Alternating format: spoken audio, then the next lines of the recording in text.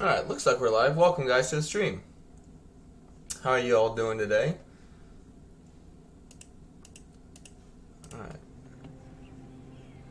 Alright. Trying to remember what I was doing. Yeah. Belakor. Yeah, Belakor is coming back up this way. I am ready. Oh yeah, and we're starting our Empire invasion here, while also looking to protect ourselves against Lewin. But it looks like he's got some pretty good items. Looks like our vassals are kind of doing what I want them to do and basically protect our borders here, which is good.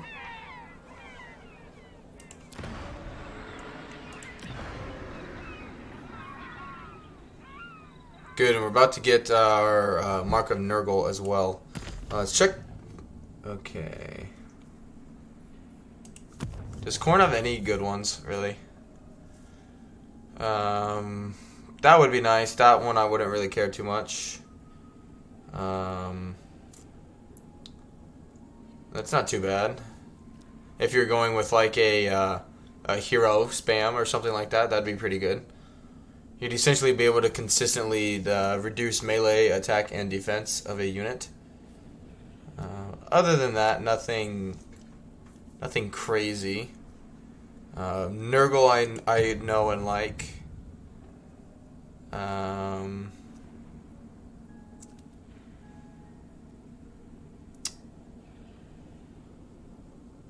Slanesh is meh. Really, I only like Sinch and Nurgle gifts. That would be good, but I also like the cooldown right now for spells. Alright. I think there's nothing else I can do just yet. Yes. Strategic threat. Marauders all.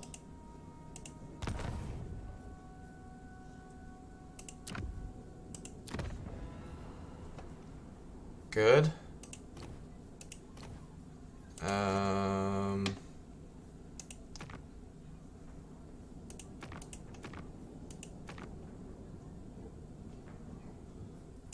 Yeah, we're right there.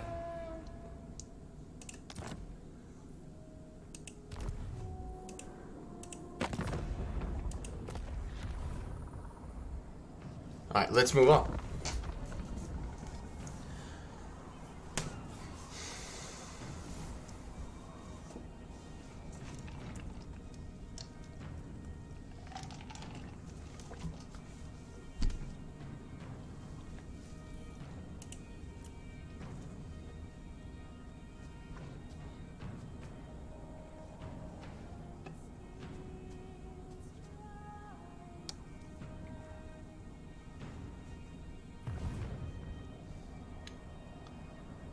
Okay.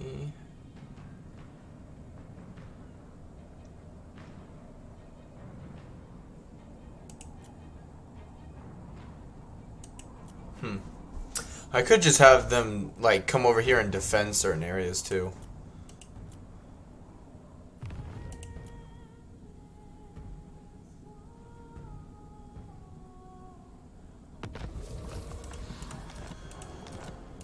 Good. That'll be really good. Alright.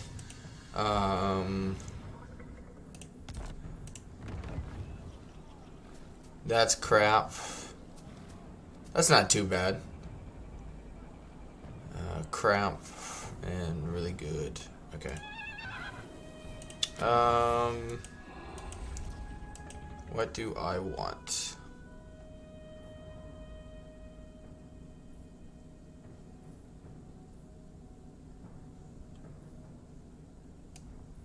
What do I need, really? That would be really good. Or warband upgrade cost, 20% all units would be really good. Souls gained from battle. Yeah, there's a lot of good stuff here. Shit. What do I want first?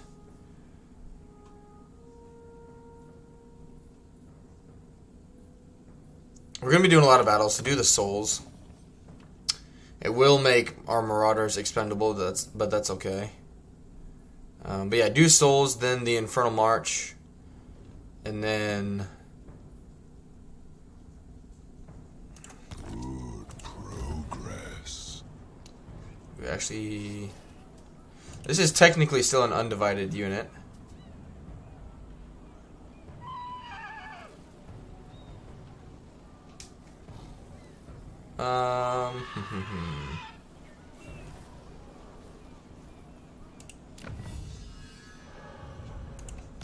Would we wrong thing. Would we utilize more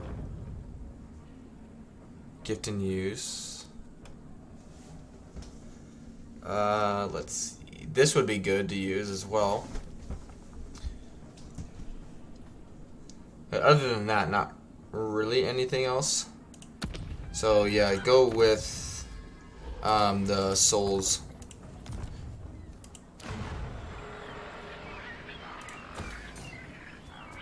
Yeah. Growth is fine there. Alright.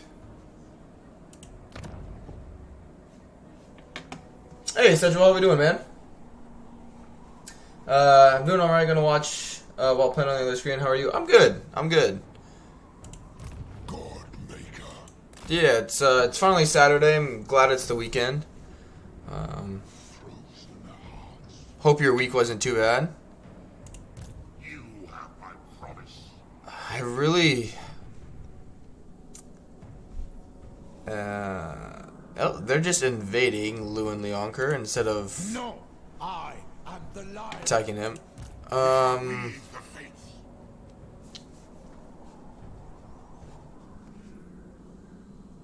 I'm trying to think. I could have Belakor. Because, see what I could do is have Belakor, like, jump in here with the Shadow Rift thing while his armies are away and cause a lot of problems. And send this guy to come deal with the rest of the stuff up here. Been busy? Yeah, I've been busy as well. It'll be an easy win. Fight it manually. Yeah, I slept. I went to bed last night at 8:30 and woke up at like 7:40 this morning. So definitely was very tired and in much need of sleep. That's for sure. So it was good to get that much sleep because I definitely needed it. But it's also good to be back playing.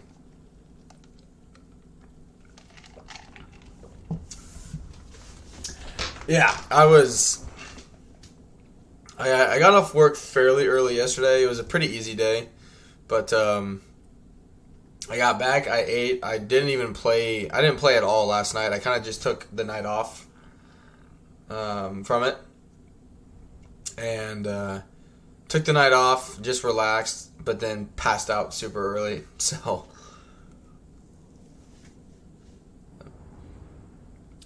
Yeah, it is not liking that little bit there with my internet being down. It's just the last... Yeah, it's not dropping any frames on my end, but it is definitely lagging. You probably have to refresh it a little bit. It's just at the end, like loading times there, it's getting rough.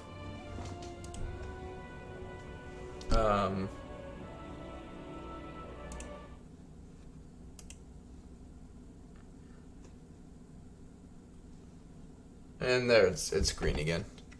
Yeah, I do apologize for that. It's in a little over a week. It'll get fixed because my internet will reset for each month. But yeah, after that, I'm hoping we can we are able to either upgrade the internet or just I'll just have to utilize my use of it a lot better, basically. Which, while I've been gone at work, I've had videos play in the background and whatnot, So if it's something like easy like that I can fix, then obviously I just won't play while I'm at work and whatnot. But it's stuff I can adjust. I just would obviously prefer not to. I felt it. Hey Anon, how we doing, man? Says your game loads way faster than mine though. I've been in a loading screen since before you started this battle. Yeah, if I'm not streaming, it's fine. But like once I start streaming, streaming, not screaming. Once I start streaming, it's very, very noticeable.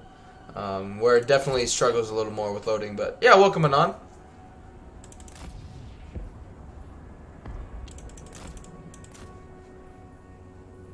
Yeah, we need to do something about him. For his manifest glories. Moving. How are you doing, Anon? It's been quite a while. Lord, I go. Oh, come on. My mastery absolute. I will say I have noticed the burning head is I still think it's good. But it's like randomness in terms of like where it moves, you know, if it goes straight or if it goes sideways or whatever. I definitely feel like that has been increased. I don't know if that's true or not. It's just my personal like observation, I guess, but it just seems like it's very more likely to kind of just go AWOL more or less, and instead of staying kind of true to its path, I guess. But maybe you guys have experience. Maybe it's just my very unfortunate luck. But doing well, waiting for a friend to finish mowing his lawn so we can play Project. Oh, very nice, very nice. Oh shit! Oh shit! Get on your horse and run. Moving fast.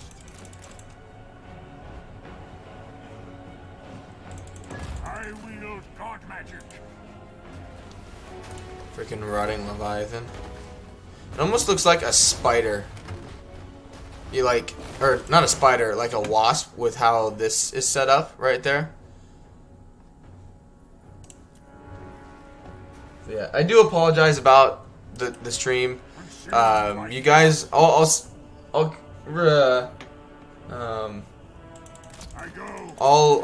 say it from time to time, but you more likely than not will have to refresh the browser. I've had to dial down my settings quite a bit in terms of streaming just so I can stream, which obviously is not ideal, but I also didn't want to go 2 weeks of not streaming. I've just felt like that would have been a much worse alternative than deciding just to kind of stream at a lower latency, not a lower latency, but lower. I only have it outputting at 720 and 60 FPS instead of 1080, so it is dumbed down for that as of right now. I doubt this will even hit him. How is he bracing? He was getting ready to shoot me. Well, let's just run around them.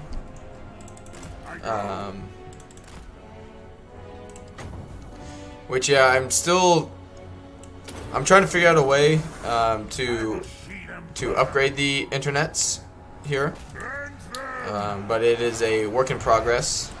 Torment is yours. I need their souls. Wipe them out.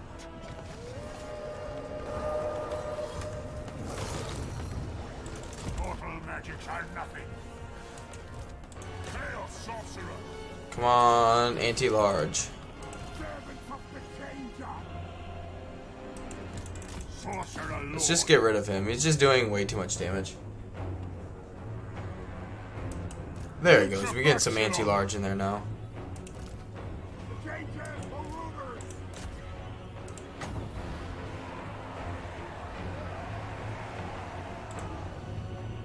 Carnage.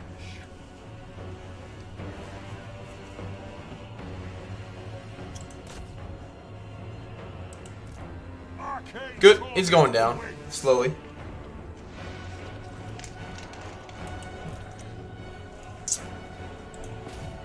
Just keep their cannons from firing at us. And we can triple speed it a little bit here. Come on, horsey. Gonna need a new mouse quite soon. It just simply chooses what scrolling up or down does. Yeah, I used to I had issues. I don't know if it was the game or my mouse, but I was in a siege and my mouse was working. Like I could click buttons, you know, I could do all that. But I had a lord on in my Festus campaign that I'm playing in my own time.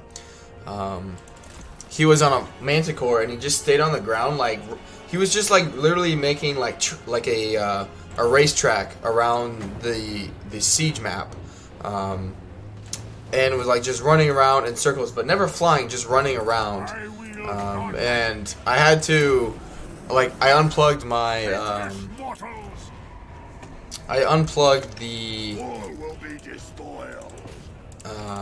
mouse and then just like restarted the battle, and that seemed to get it to work. But it was still very weird. Still very weird. Come on, we haven't really taken that much damage because of the barrier.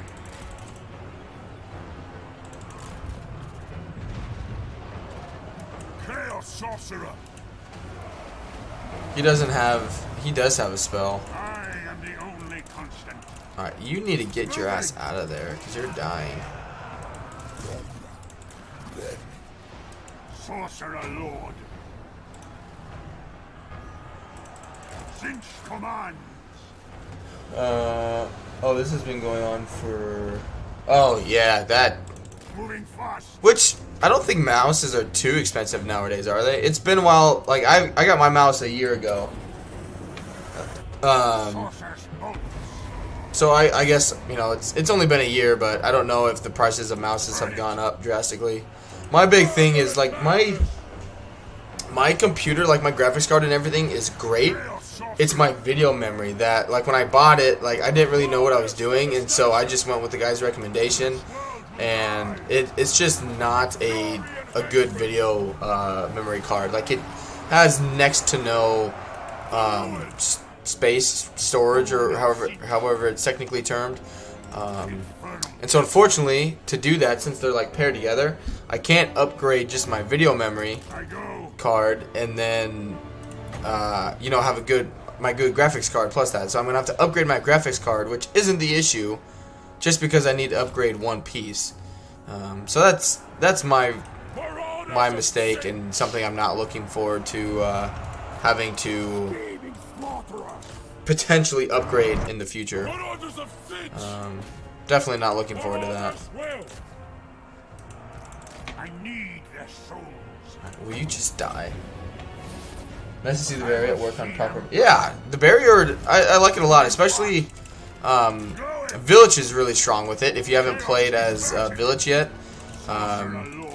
It's weird because some units in Warhammer 2 that I would never use are actually really good in Warhammer 3. Terrified. I've never seen so many units be terrified. I am channeling. That's the armor losses anyway. He wields true power. True power. He's not really leveled up though either. Lords though, General Lords are really freaking good. Medium casualties. It's fine.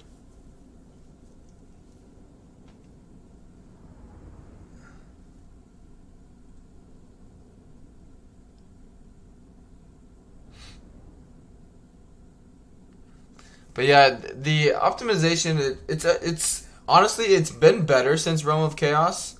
I don't know if they actually did anything, but it's still like loading times are like still fine, but it's just like this last little sliver, like from here to here, where it does drop some frames. And then it's, you know, obviously it's fine again once it gets through that little hump. So you know, in terms of the game, I don't know what it is about this little last piece here. I don't know. But that's still where I'm having my main issues in terms of loading times and whatnot. But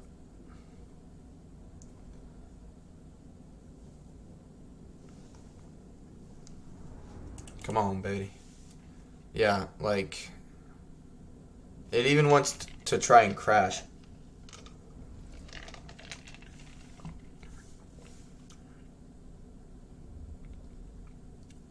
Which, again, it doesn't help that I'm streaming. Same with my game, that last little bit takes forever to resolve it. Which is why sometimes I don't even, like, fight the battle manually. Is because I don't want to potentially crash my game. They're fine. Like, they're not fine, but they're fine. You know what I mean? Used to be the start of turns that drop frames. Now it's just right. Same with me. So like it's definitely getting better, but it's still not what it should be, kind of thing. Now they will see power. Good. Not a chance. Excellent.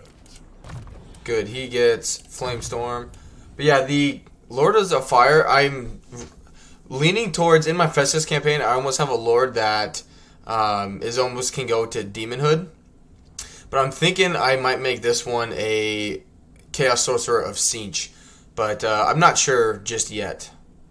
I'm not quite sure what I want to end up doing with him. Oh yeah, this is a really good item. It's a... Belakor. He doesn't need it.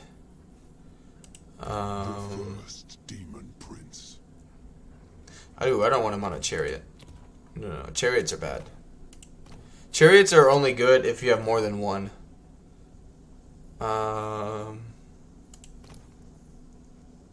Okay. I think that's all I can do. So far. Can I recruit any more heroes? Yes, I can. The first damned. Good, okay. Well, in that case, we'll put him in Belakor's army. And end up giving him like a war shrine. Good, some extra money. What can we all build? Yeah, get the Hellspire monolith developed. Alright, good. All goes to plan. Let's see. I think that's all we can do. Let's move on.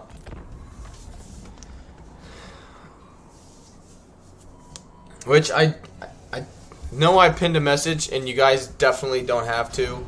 I did start a Patreon for the channel. It's not by any means... no, screw yourself.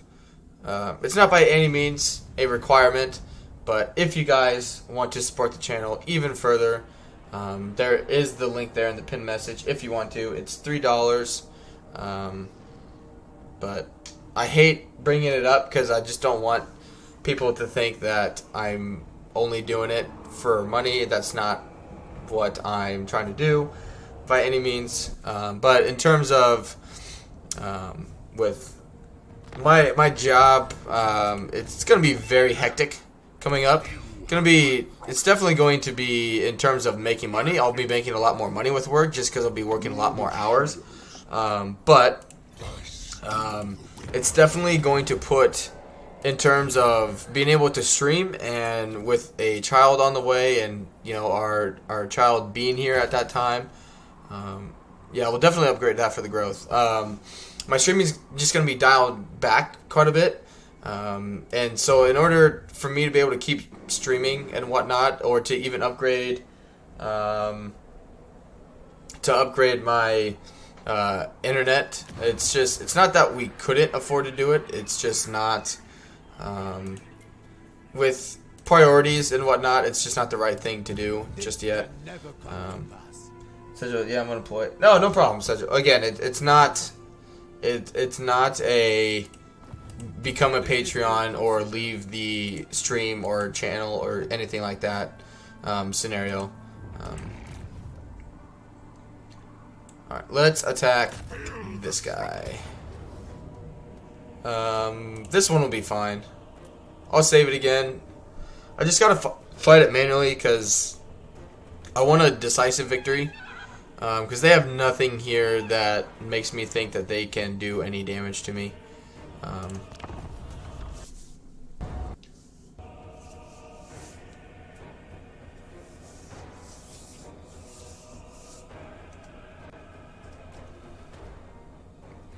But yeah, with starting October 10th is when we're officially like taking over another part of a company up here.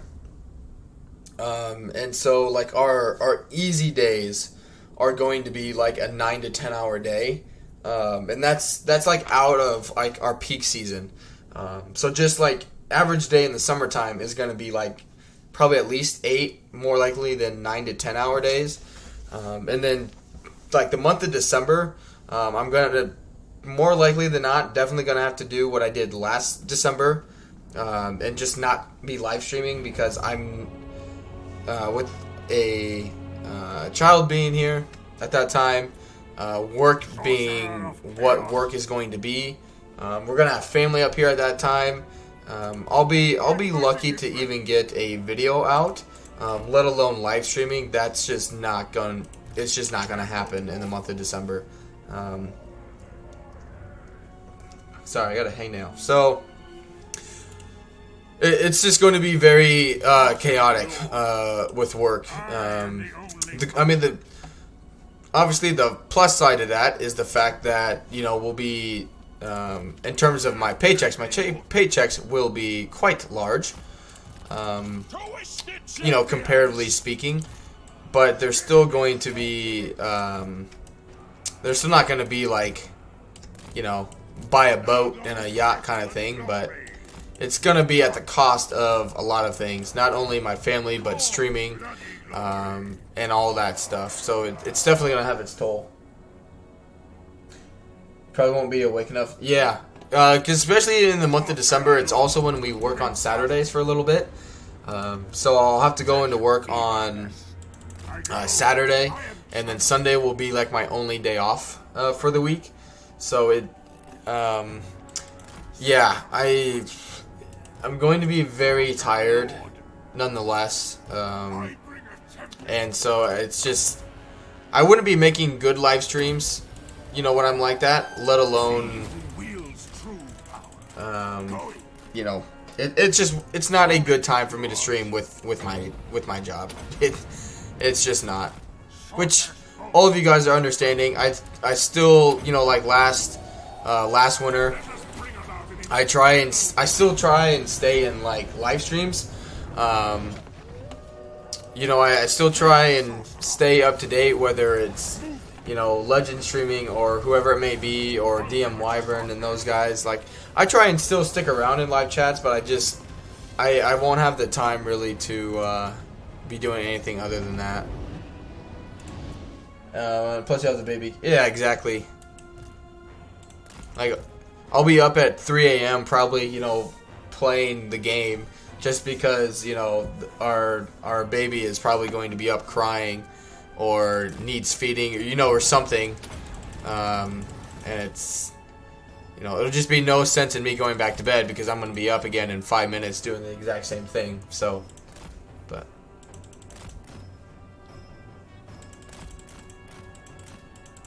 but I mean, we still have a few months, until 2 months actually, until she's technically due, and yes, it is a girl. So, between now and then, we'll just see how the channel does, and if it really erupts into something, it'll be something I'll still, basically it'll depend on how well the channel does in the next few months, on how really serious I end up taking the channel, Is it something that I, it's like, kind of gave it a go. I'll still stream very occasionally, but it's not a priority anymore, really. But I'll still be in like live chats and whatnot because I enjoy that stuff. But it won't be making a bunch of like faction videos. For the Lord of the Rings mod, I won't be streaming a bunch of Warhammer 3, kind of thing. I'll just very occasional be like, oh, I had the time, for whatever reason, so I decided to stream today. Kind of good to be back, kind of thing. So we'll see. But between now and then, though, I plan on making the most of it. And I'm gonna do what I can and put the time in. And if it works out, great. And if it doesn't, I at least will walk away from it knowing that I gave it everything I could and didn't, like stream one day a week, upload a video every 2 weeks or something, and be like, gee, I wonder why, my channel isn't growing. Like, what's going on? At least I'll be able to leave it in the place where, like, well, I gave it everything I could.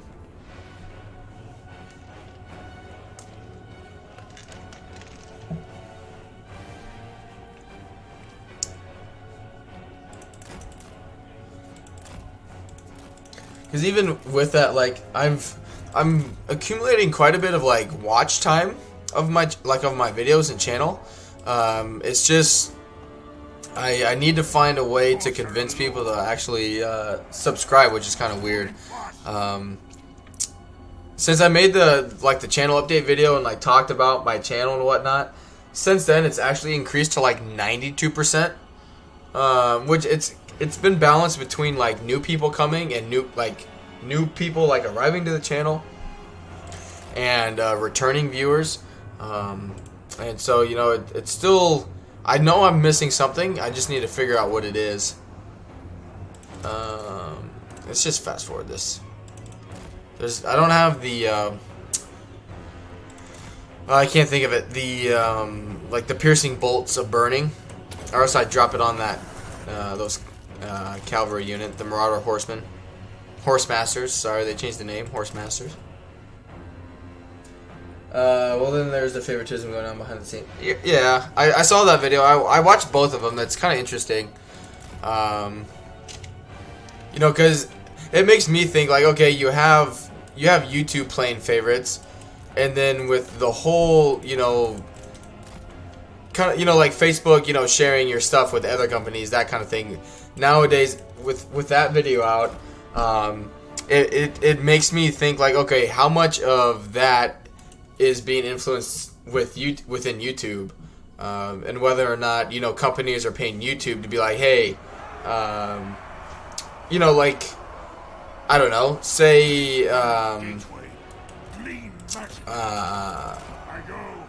say the NFL, right? The NFL is paying YouTube some extra cash to be like, hey, promote the shit out of people who make stuff, with like the NFL like voiceover meme like videos where they, it's actually not what the coaches are saying, but they make fun of, do the voice things, like, hey, just promote the shit out of this because it's gonna bring more people to watch NFL on TV, that kind of thing. Where the company's like, okay, like, or YouTube's like, yeah, pay us, X amount of money, and we'll promote whoever the hell is making that kind of stuff. So it's just interesting if, like, other companies, I'm not saying, the NFL does that, but just more or less it's interesting to see if companies are doing that, whether it's video games, sporting events, or whatever it may be. In those videos, in that case, it was the music recordists, that kind of thing, promoting only certain music performers and whatnot. Conrad got it. Hey, welcome to the stream. It says, is Marauders of Siege better than others?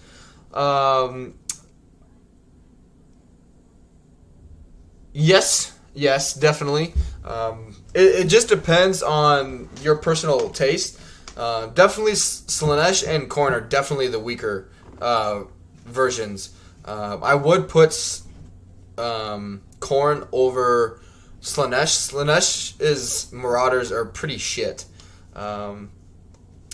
I think Corns actually get the like frenzy ability, so at least they get something. But the Cinch variants, they get obviously the barrier and also get magic attack. And the Nurgle variants just become super tanky. So they get a little less defense, but they get a little less melee attack, but more melee defense, and they get the poison attack. And they just make them obscenely powerful, which is so. Like for example, if you're looking to get like an actual army, like a melee army, to do a bunch of damage with your actual melee troops, I would go with Cinch, which is what I'm working towards with the aspiring champions. Now Belakor is a little different. If I go into his tech tree, Belakor has access to all of the specific like Chaos God bonuses for aspiring champions. So with Belakor's faction, he can actually make aspiring champions the strongest out of any like Chaos God faction. So it's a little extreme, but the Siege is really good if you want to do a melee army because of the barrier, and they get magical attack, and the lords basically the lords themselves for the chaos, like the warriors or the chaos champions, they mostly buff non-demonic infantry or missile units or monster units, so that's really good. But Nurgle, the mark of Nurgle is really good if you have a bunch of area debuffs. So in my Festus campaign, so you have Festus that does the healing in a like 35-meter range. You have him doing the passive Mortis Engine ability. There are various items you can pick, or abilities you can pick up. I think there's actually one here. Where is it? I know someone has it in this campaign.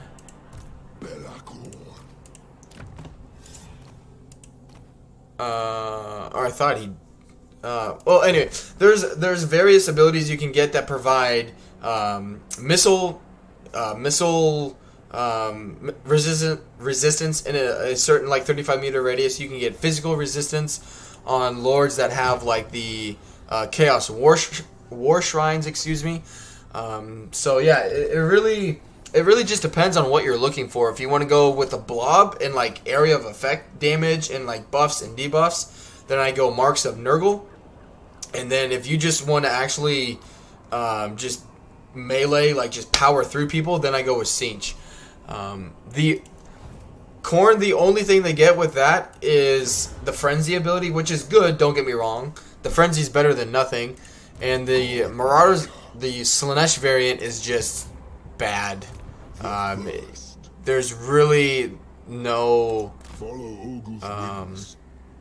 there's no like real upside to going with Slaanesh with the Mark of Nurgle, in my opinion. Here we go. Plus they're in the tech. So here, like the other thing with Belakor, I did the Boon Maker first because it's the cooldown for the 5 turns of the Cursor's Boon, which if we go to this Holy Manifestation, it allows you to open a rift in the target army that it's positioned in. So if I zoom out here, you see these like little rift icons. So that's something specific to Belakor, where he can like pop, like I can pop into this rift here. Who do I want to disband? I don't really need the Hell Cannon. I don't need you anymore either. So put him in. So with his mechanic, I can traverse a rift and I can go into any of these rift locations. Like no matter where they are, as long as I like step into one like you would do in the Realm of Chaos, I can travel to any of these at any time. So they're a really good way to, you know, kind of ambush a faction a little bit. It's good if you're taking a beating and you just hop into one because it doesn't cost you anything to use it. You just travel there. And so I wanted to get that. So I have the cooldown duration down, basically so I'm popping them down whenever I want to, essentially. But yeah, even if we go through here, like, it's just the Slanesh ones are just blah. Like, Slanesh and Khorne definitely did not get as good of like mark of, you know, a Chaos God bonus as other ones got, for sure. But it also depends on, you know, who you ask. Alright. Speaking of, do I want to do that? Yeah. Let's actually use it. Let's traverse. Let's go.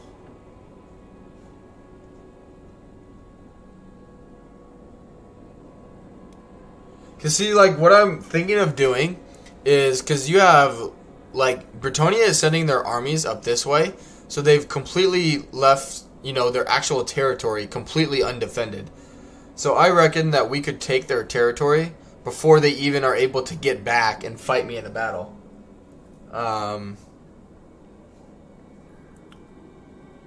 Looks like they got the short end of the stick. Oh, 100%. Plus is play, if you play as Village. Village has the barrier regeneration in a region. So once you, like, you can almost get any, you know, you can get Chaos Warriors, you can get Aspiring Champions, you can get Heroes, and, you know, fight in a blob basically, and you'll never, you know, your barrier just never goes away.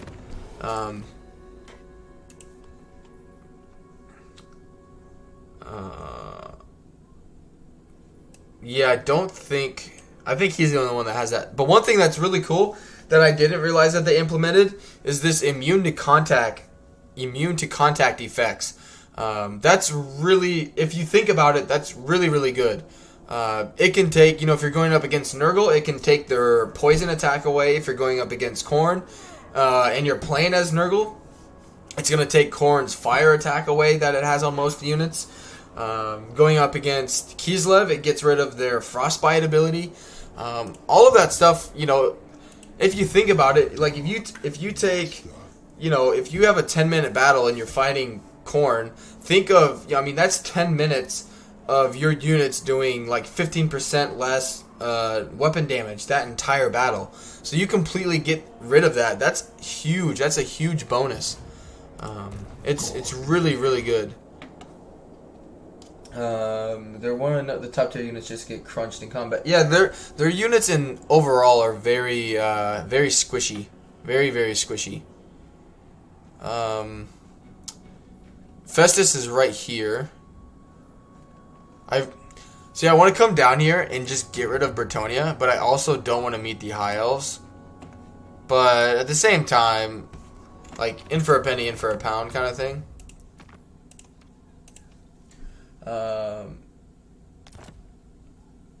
Chosen and Chaos Warriors with the whip got 0 armor pierce. Yeah. Yeah, Slanesh is definitely, Damned. Shadows move. We're going to... Boom.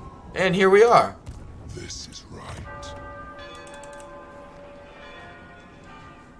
And see, the thing is, like, as soon as a lord becomes available and you, like, unlock the Cursor's Boon, you can do it to any lord. You can do it to your own lord. You can do it to your a ally, an enemy. So, like, the first one, you're given the first one right here. And then I came up here, I placed this one down, and then the second one I placed was down here when Lou and Leonker were still down here. So it's like, oh, like, you know, once I get up here, I'll just put one, traverse here like I did, and then just, boop, I'm right in the middle of it. And they declared war on me, and now they're trying to assault my cities, while my armies are going to just, boop, right on top of their capital.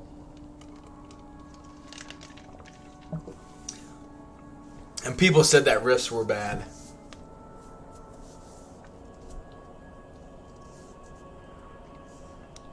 And that, I'm going to have that lord just go up and clean up the rest of the fortresses. Ooh, maybe not.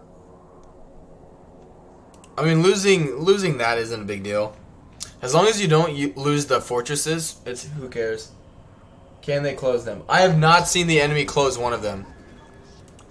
I don't know if the AI doesn't realize it or not. But yeah, I don't... Oh, right there. Can only be entered by belonging to a lord belonging to Belakor and cannot be closed. Right there.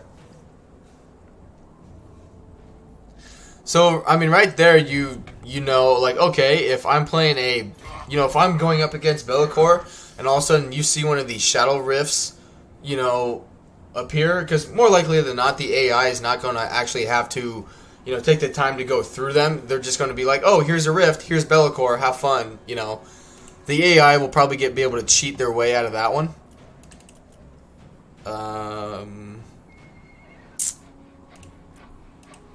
That's a pretty good garrison. And I need money.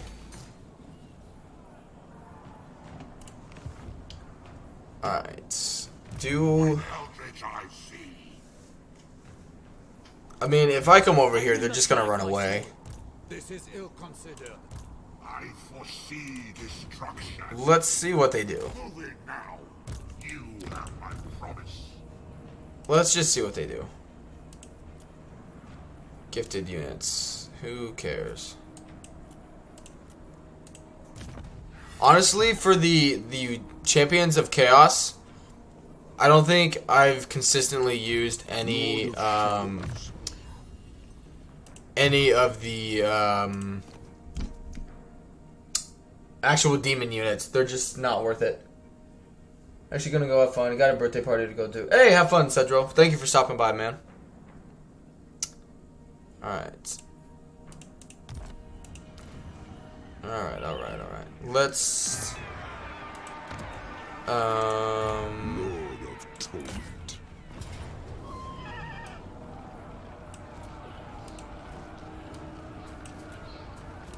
Your death will be inconsequential.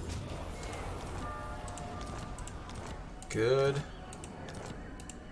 The first. And then see, I can just traverse it. Oh man, I can attack both. And I don't lose anybody. Escape from the Dark Master. You and I. The first. There we go. The first damned. Excellent. More health. I really want him to get the bloody trait. Master. Alright. I don't know what I want to do with him yet. But, you know, he has no armies here to deal with any of this. Well, I guess he has one, but that's absolute trash. God maker. Let's see. What do I want from you?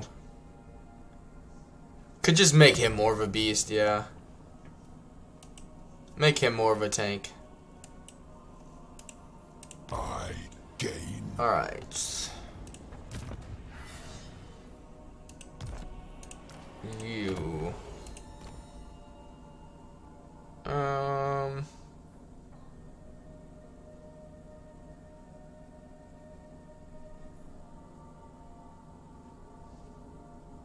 Getting him barrier would be good.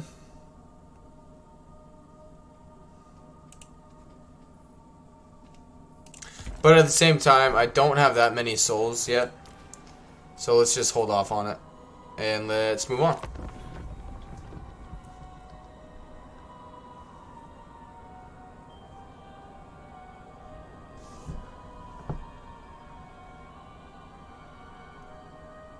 Thanks for stopping by, Anon.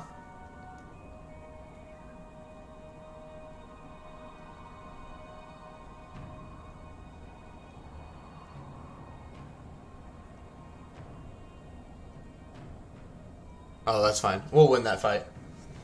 That's okay. Yeah, the vassals definitely aren't listening to my orders.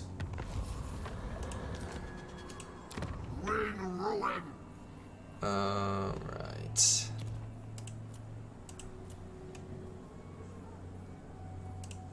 Yeah, I need walls to protect those places. Okay. Belakor. Dark Master.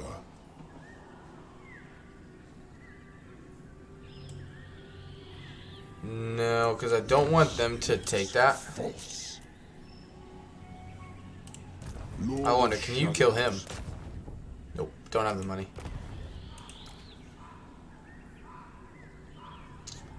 Alright, well.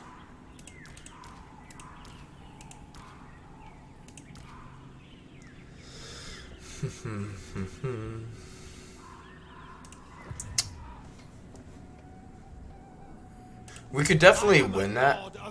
Like, that is just absolutely nothing. Master. Even damage like that, it wouldn't be that big of a deal. But let's see. Now they will see. This one we can definitely, yeah.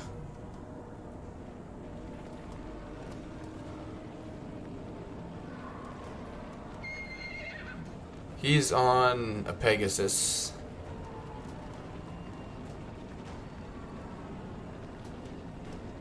Can only use that once. 10%. He's actually already fairly strong.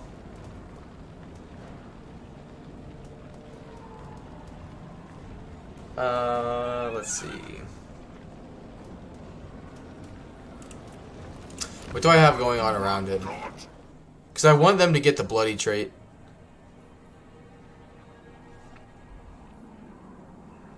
Wow, Malice is expanding quite rapidly. All the world is meat for my grinder. There we go. Good job, Throg.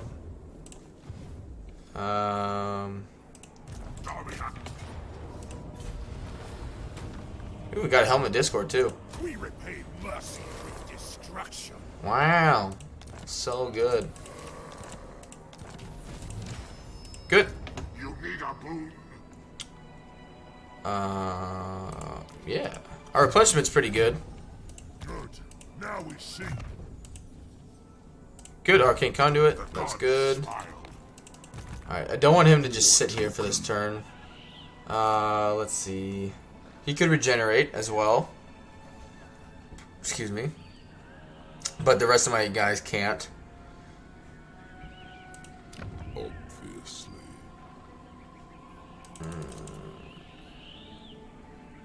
Plus the soil, yeah. Let's just wait. Alright, they got sorcerers. I do want to get more exalted heroes. So that's what I want to build there next.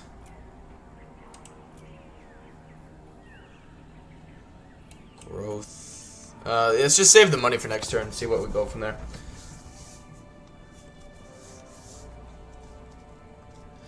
But yeah, Bretonia is... I imagine that Lord here will start recruiting.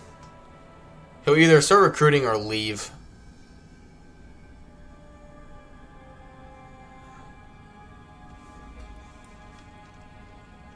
Do not try to tempt or threaten me. I am the Dark Master. Really?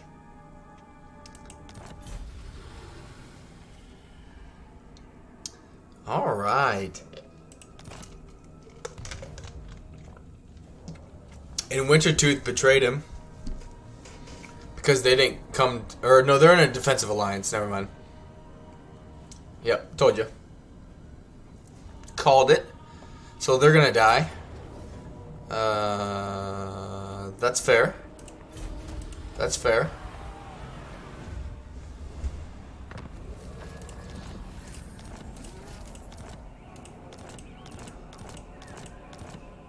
Alright. Good, more souls. And then campaign movement range. Yes, please. Our thoughts crystallize. You guys.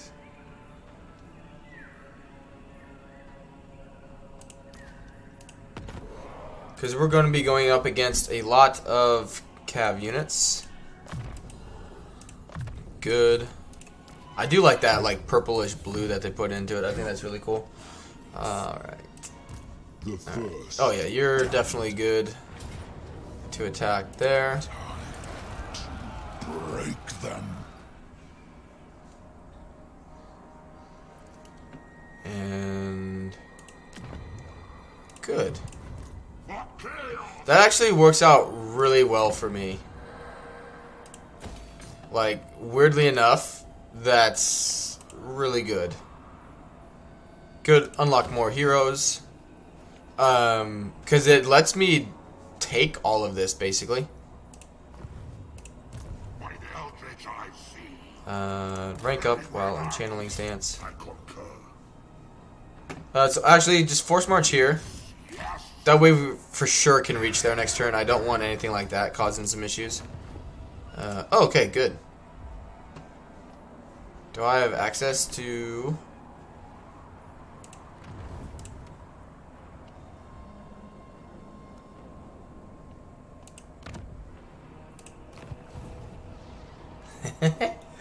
Oh, man. The only thing is, though, where did it put it? Because it doesn't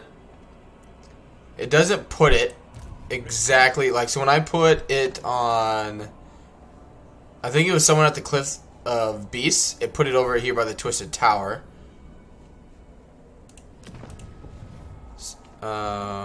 Let's see. So I wouldn't know unless I jumped into that rift, because like here, or it was when I put it in Wrecker's Point, it put it down here. So if I zoom out, you know, you can't see it.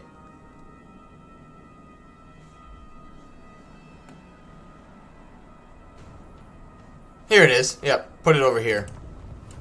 Right, right by their capital. That's funny. Oh man. All right. We'll fight it manually. I do apologize. It's going to be a siege, but I need to fight this manually. I need to be in good shape to move on.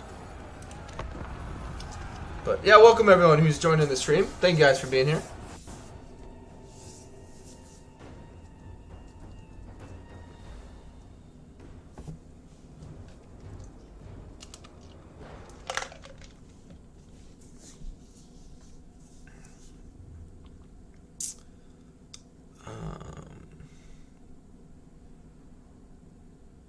Oh, this is like the Kislev map.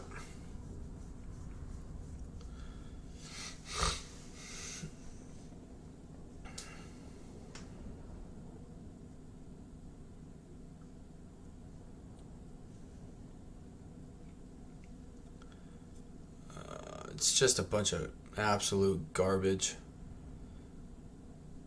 Honestly, it might be better just to have Belakor, have them blob around Belakor, and then we pop down some Flamestorm. Or I don't even think the Fire Wizard isn't ready, but the Cinch one should be good to go.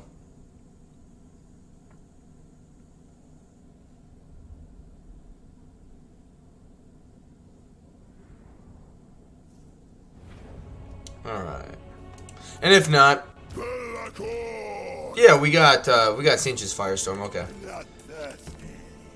I imagine we could... Oh, it's the Kislev map without it being, you know, Kislev, like, infested. Yeah, he's not ready. These two are, though. Just put them in the trees for now. If we end up needing them, we can bring them in. But I don't think we'll need them. In case you guys haven't seen them, I know we don't have too many people here yet, but this is what the chaos like halberd unit looks like. Not bad. The aspiring champions don't look much different, like at all. They just still look like aspiring champions. All right. Is this everyone over here? Nope. Alright. Good. Lord of Torment. Let's jump on in. Come then. You face the first. Morcar could Nope. not defeat me. What chance have you? Call me Dark Master. Scar them. Very well. Belakor. So weird to think that this is the voice actor of Thorn in the Hobbit movies. Belakor.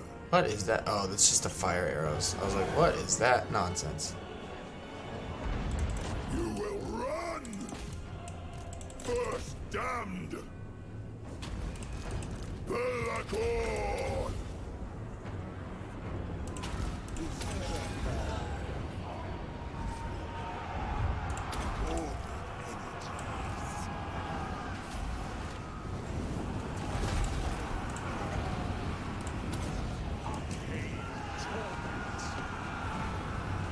Rend.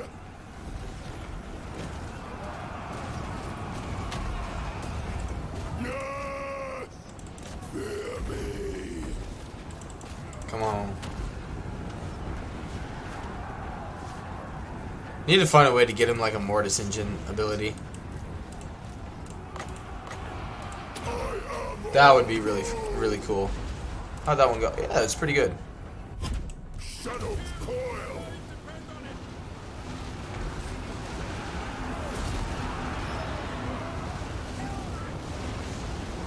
Good. I need to get his, yeah, his regen ability kicking in.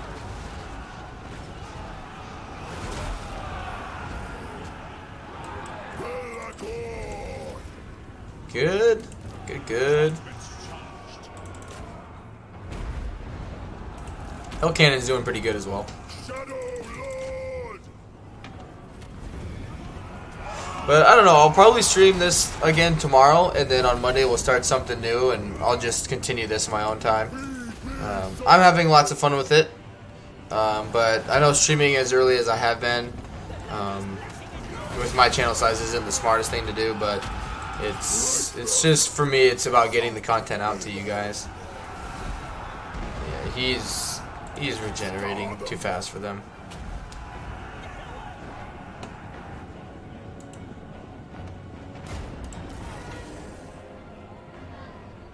Come on, come get me.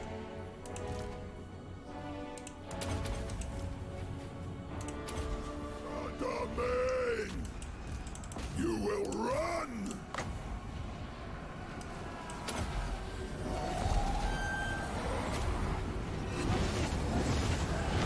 That's Pit of Shades is cheaper than the Pendulum. 2 Winds of Magic. Oh man.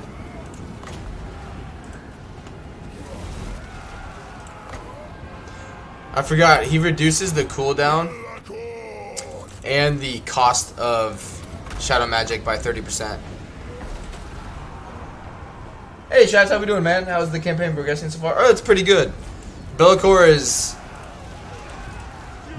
is becoming a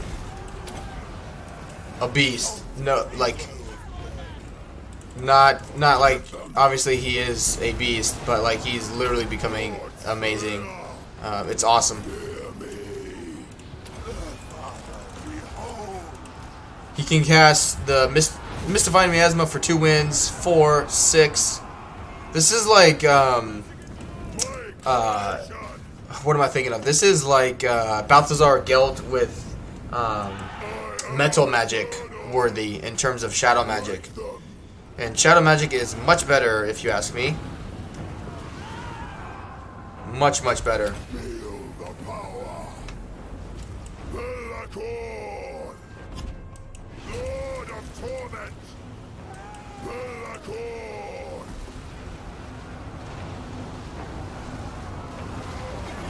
Let's see the cooldown. There is no cooldown. First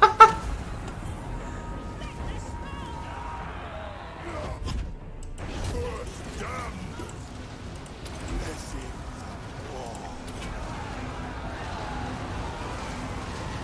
So he can essentially infinitely cast Pit of Shades. Or any spell for that matter. In his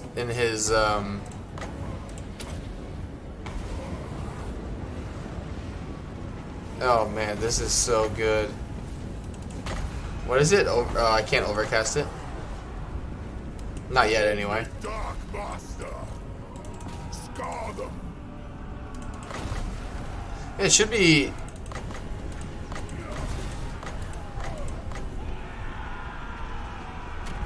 Huh.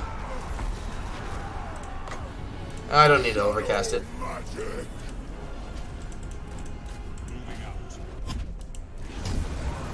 I just need them to start routing a little bit, so yeah, he'll start regenerating. He'll become a monster even though he was out. So he was a I read the lore a little bit on the page. So he used to be I think a knight of the Empire. He was like the first like demon prince ever. So like he became a monster and a demon. He was just like the OG, like the first one to ever do it, kind of thing.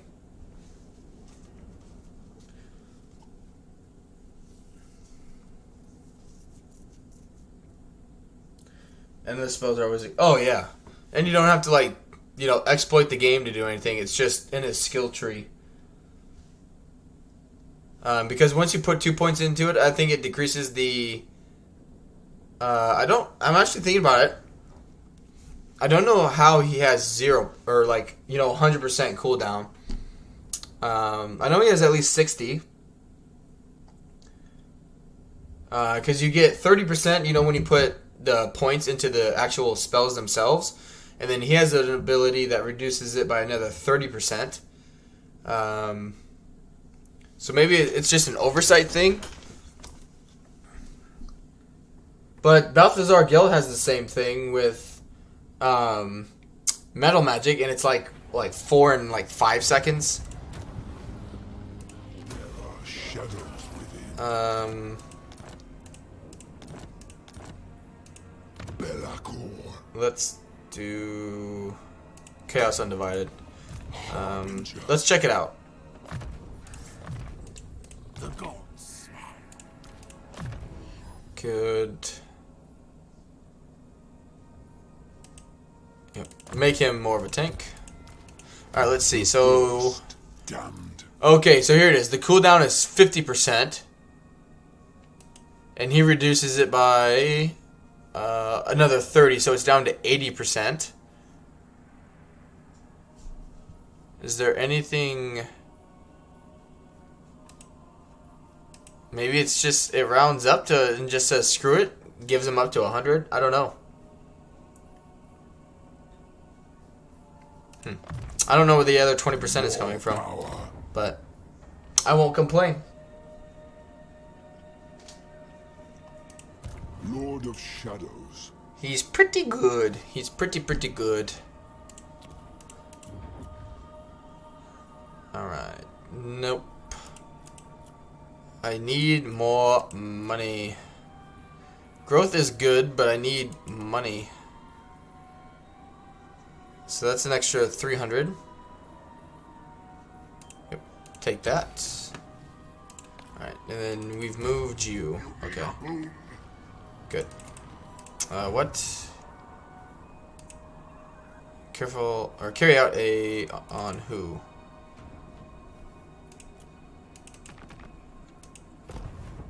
I don't. Maybe they're already dead. I don't know.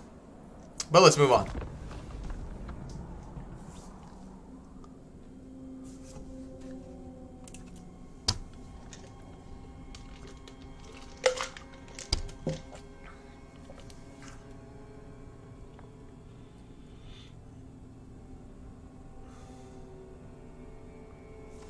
But yeah, his whole like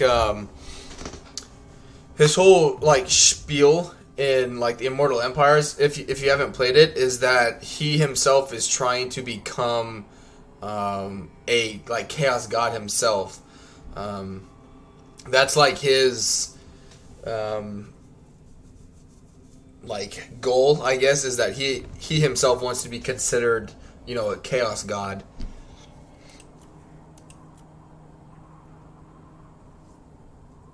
And not just like a demon prince, basically.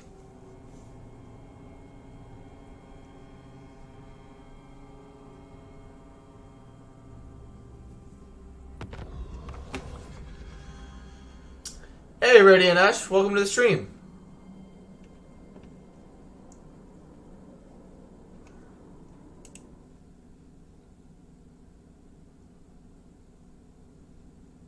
My YouTube studio is being funky.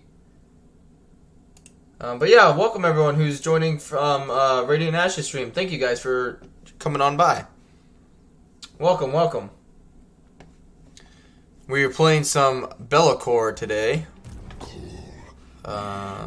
Master.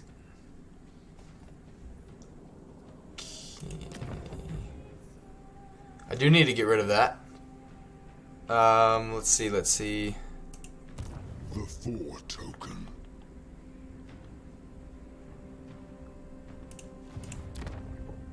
I could just blow it up. The Dark Master. Yeah, let's just blow it up. Agreed. From the shadows. Yeah, we'll be able to win that for sure next turn. Okay. And then let's just keep wrecking these guys. But wow, welcome everyone. Thank you guys for being here. Thank you. It's very, very greatly appreciated. Thank you guys for stopping by. I don't know why. My YouTube studio is being really weird. But I appreciate you guys coming on over. Thank you. What did we unlock? That's where the other 20% is coming from. So that's why we have, for Belakor, why we have 100% cooldown on his spells. That's cool. Good stuff. Good stuff. It's going well.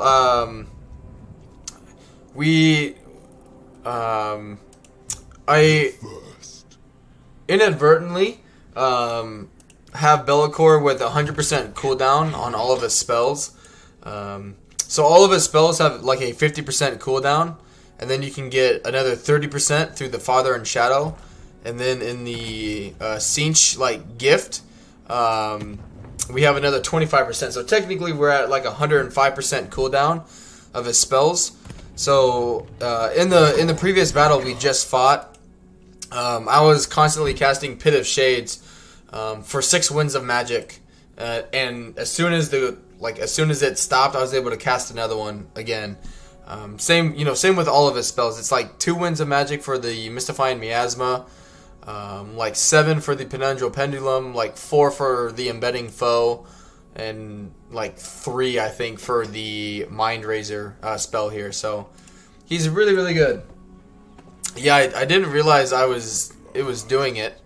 But yeah, it's really fun. I focused in Norska first and got some of the fortresses just to help kind of get a foundation to an income. And then I've started placing the... if you haven't played Belakor yet, Radiant Ash, or I guess anyone who's watching the stream, Belakor has the Cursor's Boon ability, which every so often you're able to put down a rift, and they can never be closed. But any of your lords can enter them, and you can just traverse through any of the rifts every turn if you want to. So you can use it to just kind of do what I did, where I took Belakor through this rift and plopped them right into Corone while their forces were up here, and then I beat them up here. Or if you're in a really tight pinch and you need to get out of a jam, you can just pop in there and go back to any of the other rift locations.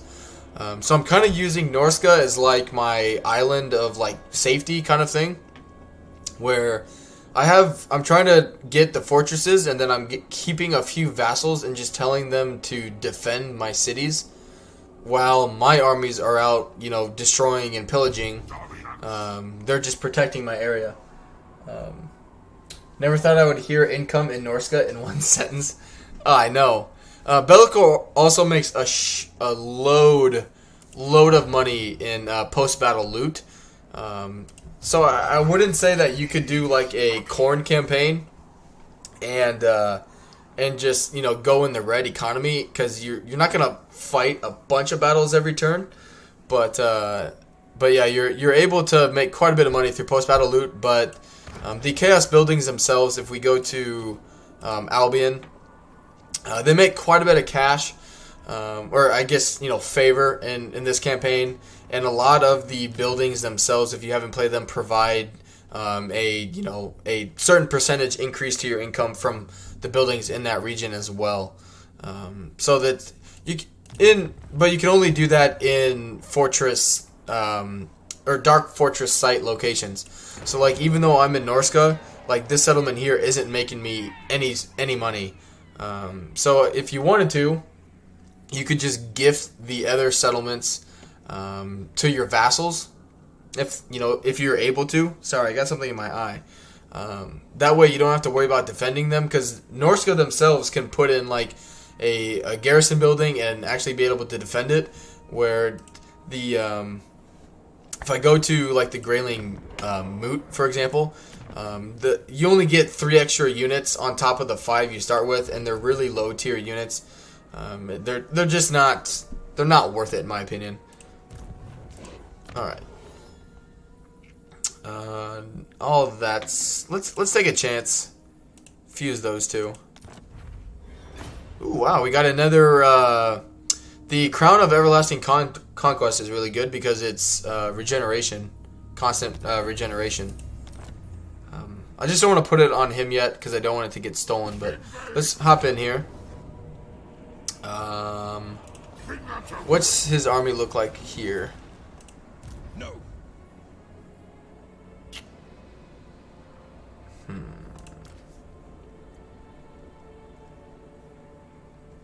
I'm gonna have to fight it manually, so I do apologize. With that army there, I just don't want to take any chances. But yeah, I do appreciate everyone who is stopping on by and sticking around. Thank you guys for that. What are your guys' thoughts on Immortal Empire so far? I'm curious. Your guys' favorite factions, like I guess old favorite factions, new factions that you've began to enjoy more, or factions that you actually don't enjoy more, or enjoy less, I guess would be the proper way to say it.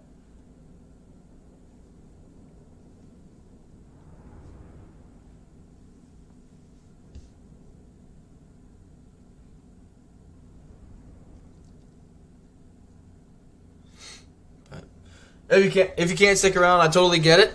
I just ask, before you go, don't be afraid to hit that like and subscribe button. I do appreciate the support. And again, thank you, Radiant Ash, for bringing yourself and your viewers over to the stream today. Thank you very much. Sorcerer Lord. Chaos Sorcerer. You need to stay about. You're on a horse, okay. We outnumber them 2-1. Let's not risk it. It's dangerous. Yeah. Well, it's auto resolve still isn't. Auto resolves we would definitely get a decisive victory in auto resolve. But then we'd probably half of our units would probably take half of their health, even though we have frickin' barrier. It's just how it is. So far with auto resolve still. You can stay out.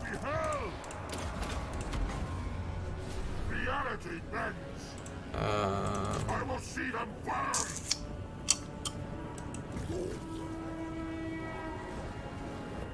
So be it. Now is our time. Burn it. Okay. I was waiting for them to move, and I'm glad I waited. Let's see. No, wait on that. Yeah, it's something I hope they tweak with auto resolve. I get they are trying to limit auto resolve heavy armies and whatnot.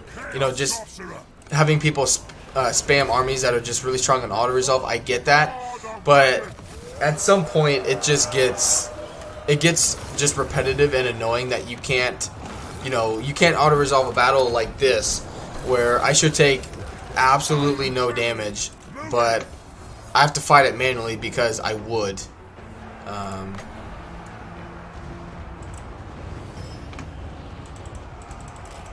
fine order. But yeah, I agree. It's silly. That's for sure. It's very, very silly. Flamestorm would, you know, obviously be good there, but it's just too unpredictable. Nope, wrong guy.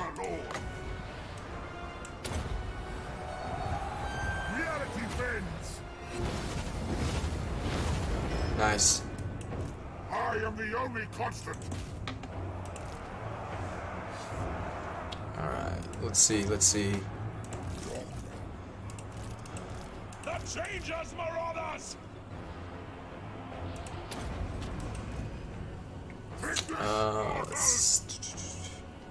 Do they even have left? Torment is yours. Alright, let's Sorcerer. get up here. I really don't know how we haven't inflicted the army losses already. Arcane torment awaits.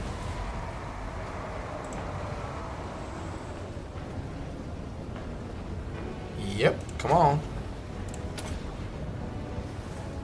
We fight for change.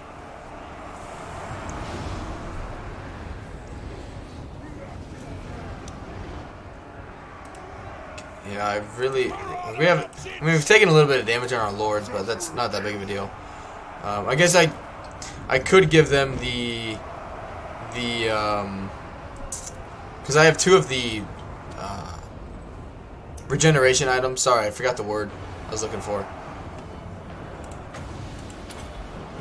They're low level. I don't want to risk losing it. Like,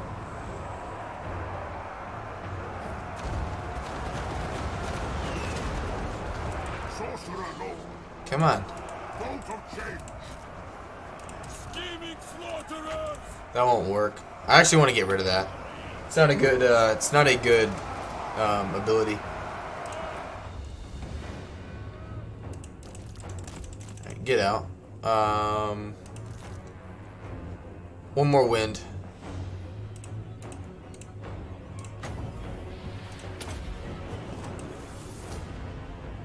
Just hold them in place. Should be the army losses after this. There it is. About freaking time. Yeah, well, I'll put the items on there. The next time we have like a easier victory like that, I'll put those items on those guys just so they can regenerate a little bit. But in the next fight, I'm a little more hesitant. But I may need to just so he can run around casting more spells. I will say though, I'm very surprised with how good the like regular Chaos Sorcerer Lords are.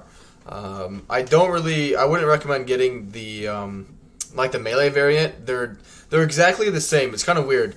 The Chaos Sorcerer Lord and the regular Lord exactly the same, except one casts spells and one doesn't. They're the same blue line, same red line, same everything. And so like the Sorcerer Lords are really, really strong. They provide, you know, obviously good bonuses to your army. They themselves can dish out a bunch of damage. Plus, whether you go undivided or if you choose a specific Chaos God, they're just really good. It really just depends on what you're wanting it to be. If you want it to be a tank, you can go with Nurgle. You want it to be a spellcaster, go Slanesh or stay fire. Like you can, and actually, like you don't even have to if you don't want to devote to anything. You know, you can just leave them as they are and just be a chaos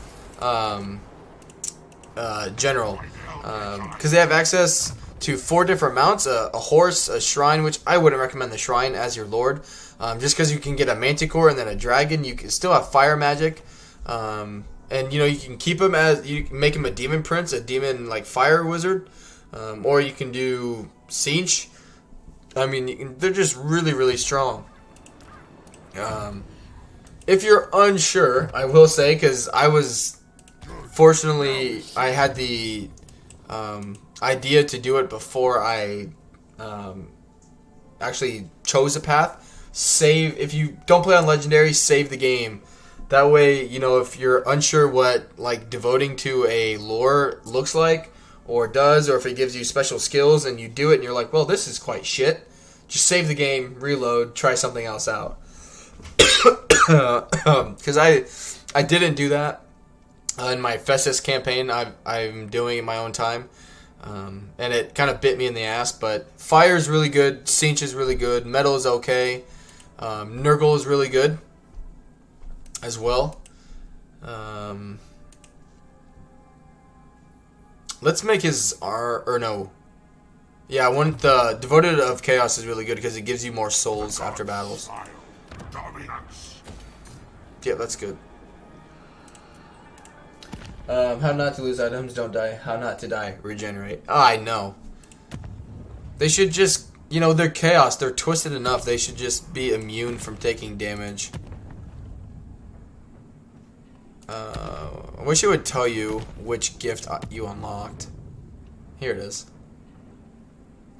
That's shit. Pass. Yeah, in case they attack me over the end turn, I'll give it to these guys. Give him the channeling staff. He doesn't need the... Put him back on his horse. The War Shrine is good the War Shrine is good actually if it's on like a different hero. If it's your lord that's doing a bunch of damage, I don't recommend it because it's slow and really, really big. But if you're just wanting like a spellcaster hero in your army that's kind of providing a bunch of like area buffs or debuffs depending on which faction you're playing as, really good mount. Plus it's got like 11,000 health, so it's really, really tanky.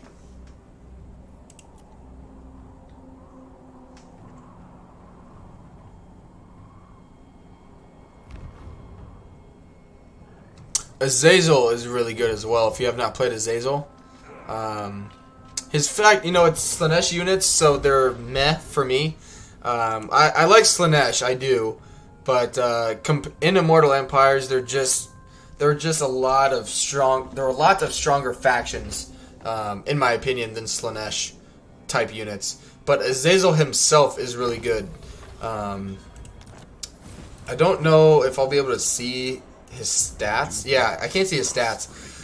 But his attack animation is kind of like Snitch. Excuse me. Where his attack animation hits almost every single time if you're in like a blob of infantry. It's a lot of like spiraling, kind of like what Snickage does. Like it's a lot of like spinning, a lot of like smashing into the ground kind of attack. So if you get him into a blob, he actually does really good. Because all of his animations are designed for that. So it's a really good way to get him a lot of kills. Growth would be good. But I also want to upgrade.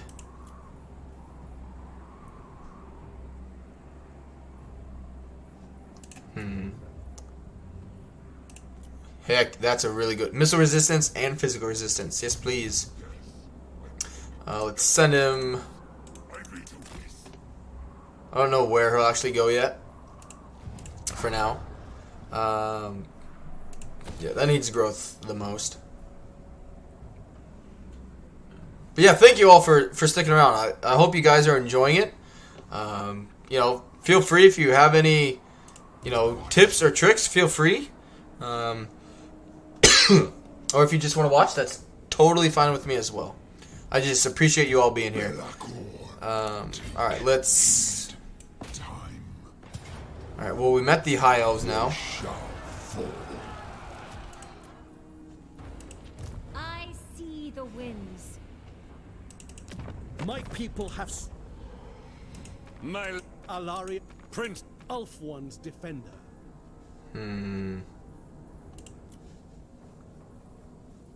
Alright, well there's... So Tyrion's confederated a few people.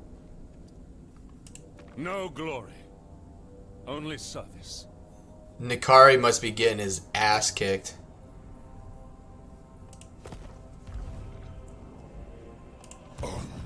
Make them.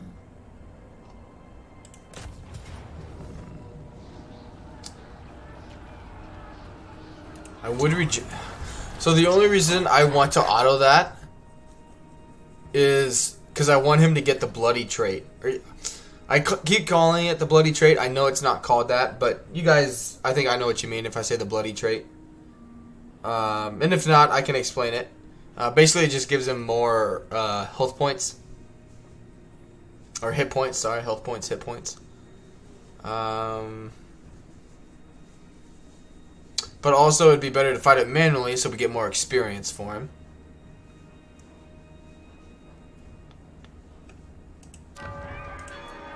But actually, tell you what, I'm going to fight it manually just so you guys can see Belakor. He's going to solo this entire fight with our 100% cooldown on all spells.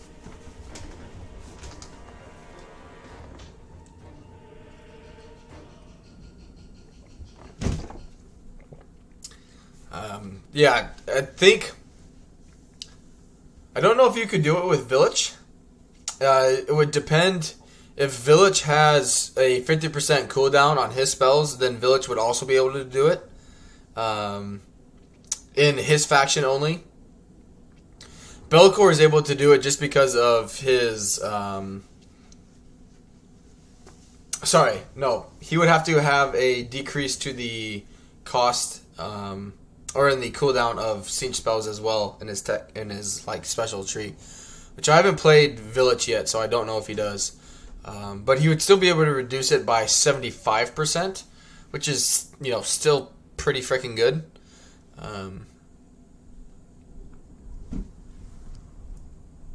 Just kill your own units with magic.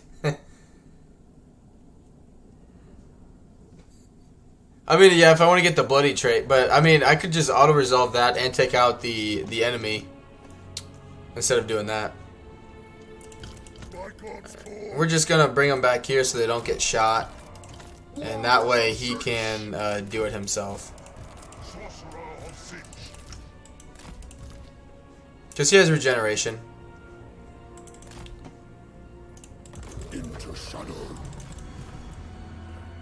Alright, here we go. See, look, here's his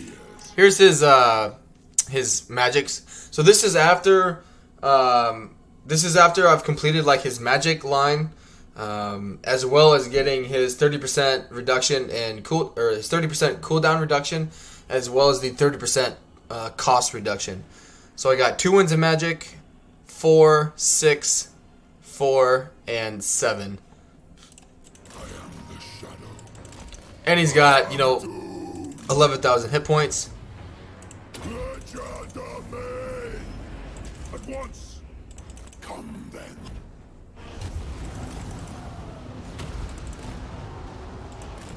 This serves. And then you'll see, as soon as this gets done, boop. Actually, cast the Mystifying Miasma. That actually might be better for him. Lord of Torment. Look at that. Yeah, that was really good. And for 2 more wins of magic.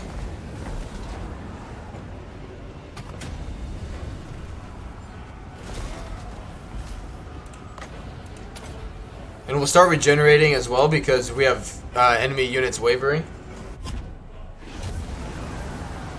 Use to get 3rd level bloody at turn 10. Ooh, very nice.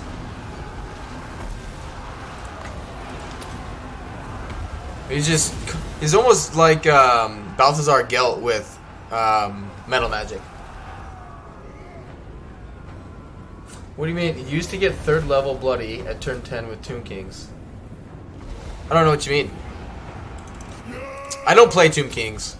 That may be why, but I am not a fan of Tomb Kings. I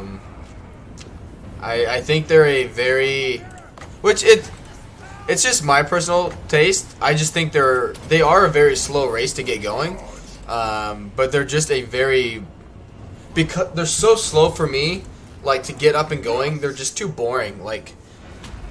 I don't have the patience for that. I like to get up and running and get up and going, and you don't do that with with that, with the Tomb Kings. You just don't.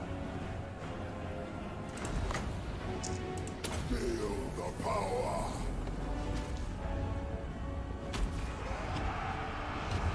Move. Fear me.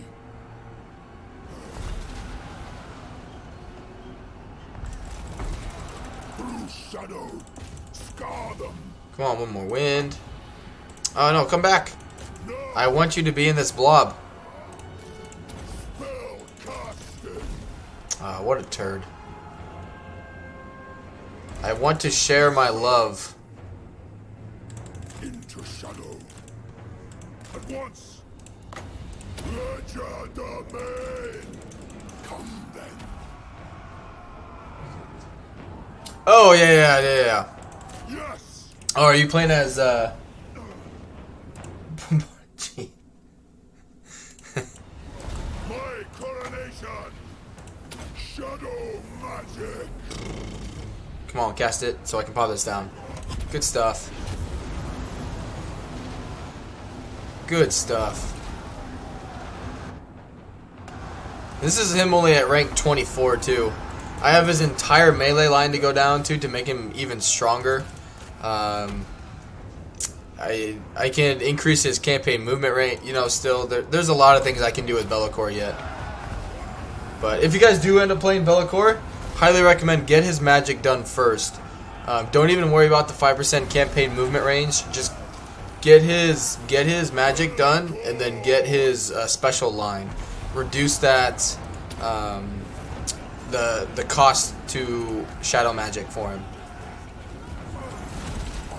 I think I'm proving why you want to do that. Come on, get up, fly. Charge. Now. I fly. Break them. Feel the power. You will run. Good. He should be regenerating now as well. Scar them. Yep.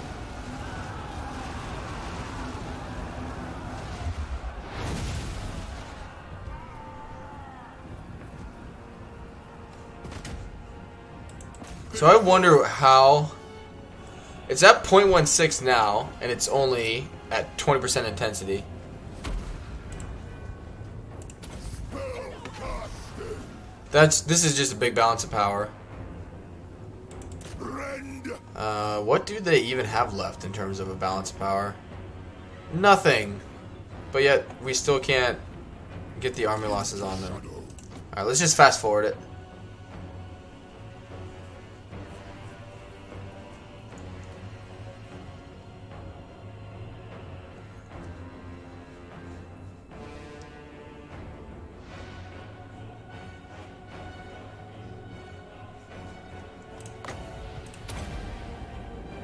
Just don't want them to go back off or back onto it.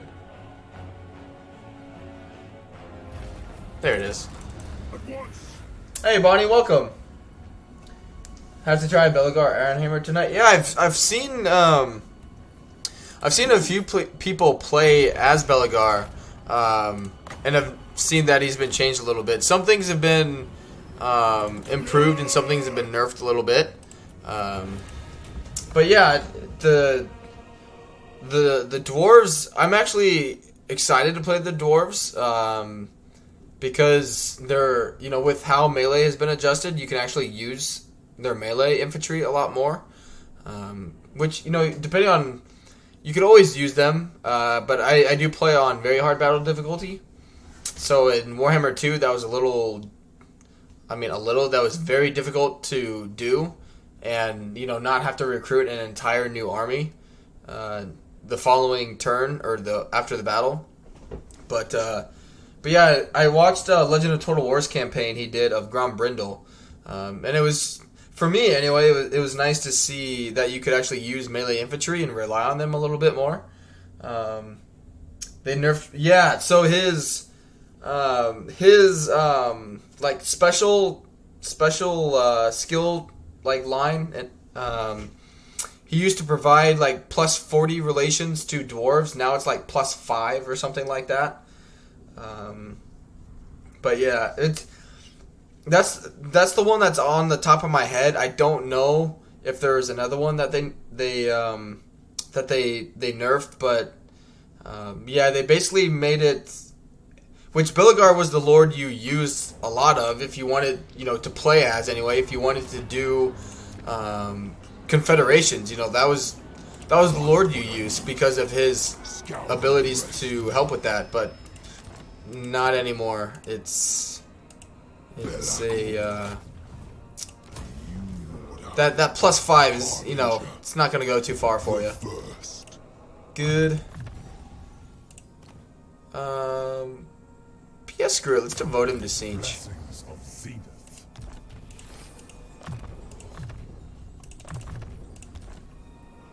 Get 2 in here.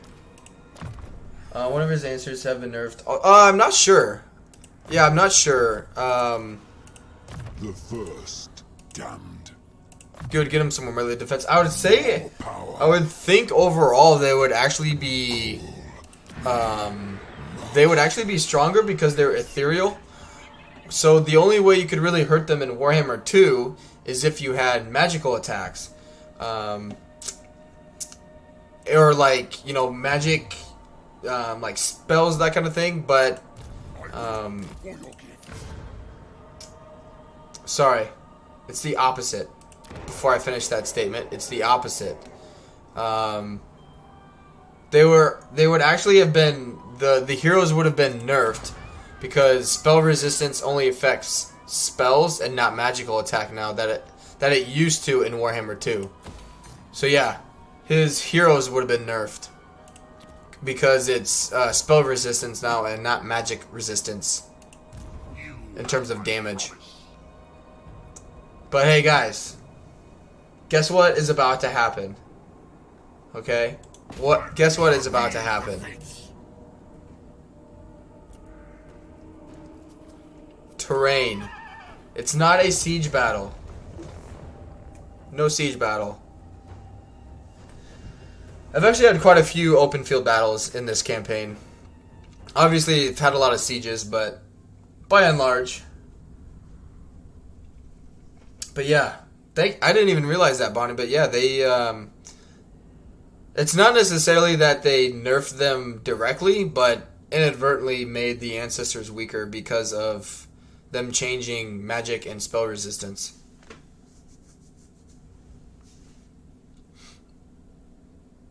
But they also, it would appear that they also increased some of the rune magic.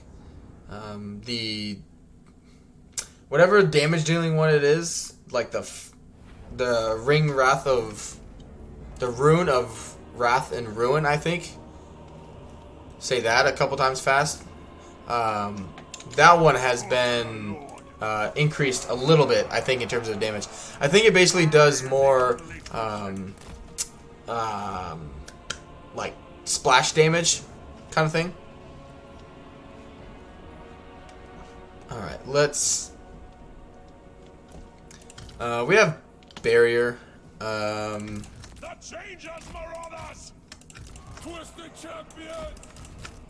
So yeah, we're going with the good old we won't have to be in a corner, but we're going with the good old vampire counts technique. Doesn't need to be like in a corner or anything. Forgot about the trolls. Because we actually, with Burning Head, it'll actually be good if we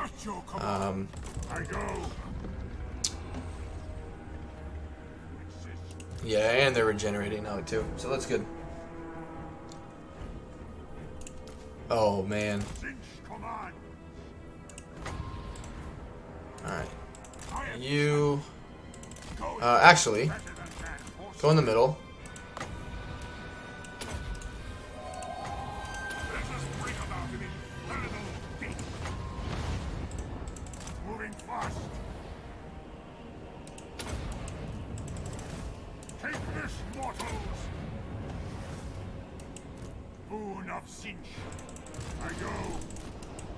Imbibe their soul. Move. Now you can run back because you're basically done. You've done your part. Sorcerer Lord. Moving fast. Done a lot of damage between the two. We didn't get really lucky with the directions that the flamestorms went. I go. And I still have this free bounce spell that I think they nerfed this one a little bit. It doesn't do as much damage anymore as it seemed to do. Wipe that out. Moving fast.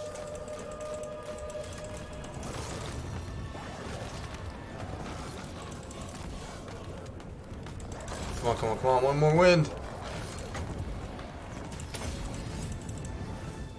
Sorcerer's boat. I go.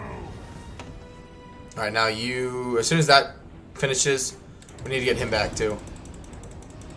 Yes. Because, yeah, the Norscan Warhounds will catch up to him. Sorcerer Lord. Yeah, like this...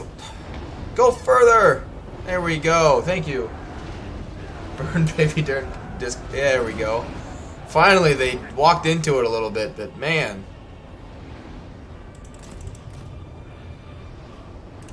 I clicked it too soon. That was a really good cast. Good cast. Look at that.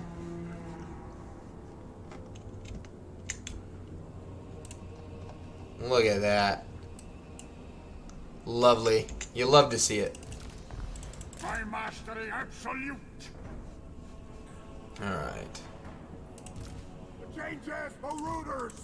We got spearmen up front. Hey, quit trying to move. True power. Turn around and kill the warhounds. Have you tried any major overhauls? Yeah, I played. I used SFO in Warhammer 2. SFO is a really good mod. I haven't tried it in Warhammer 3. I'm trying not to.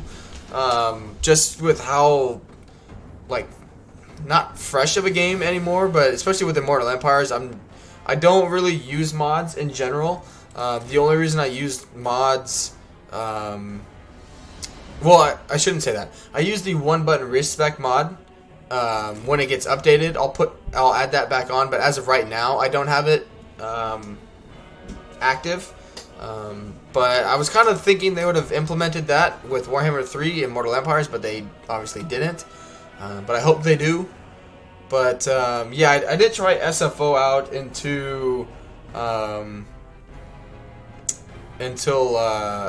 after I kind of like got through all of the stuff in terms of playing things and whatnot that I wanted to with Warhammer 2, and then I was like, oh, I'll try SFO, see if I like it, and I really did.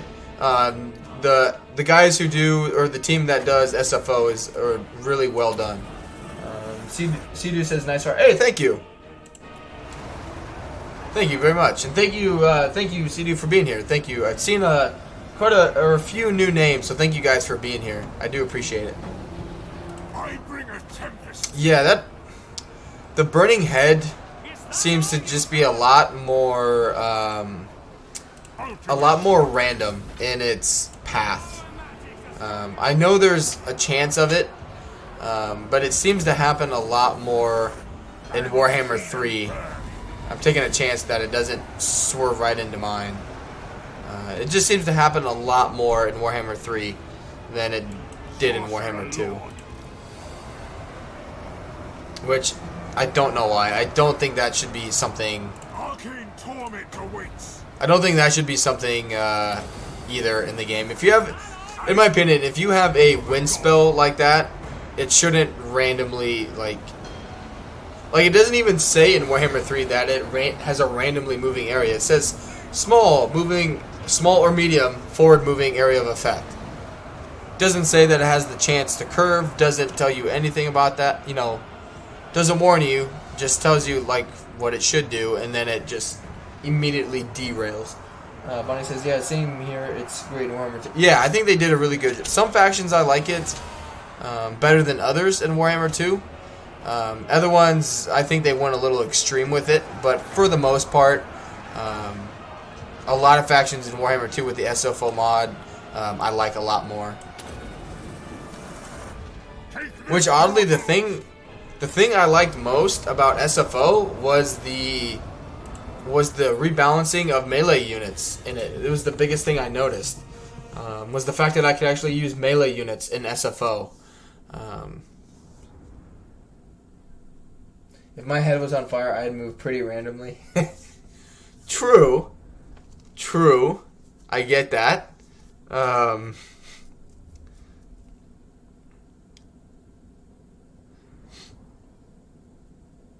okay, think about this one. In the Kislev lore, or the lore of magic, the Tempest ability, I can't think of the name of it, but that one's basically like a miniature blizzard. And, you know, if it's a storm, storms don't just, you know, like, go in a direct path. They sometimes move north or south or, you know, whatever direction. So they should move, but it goes in a straight line.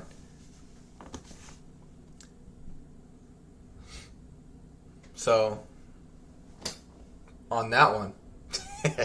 No, I'm just kidding. I get it. It's just a lot more apparent from what I've seen. Belakor campaign is super tough. Yes, it is.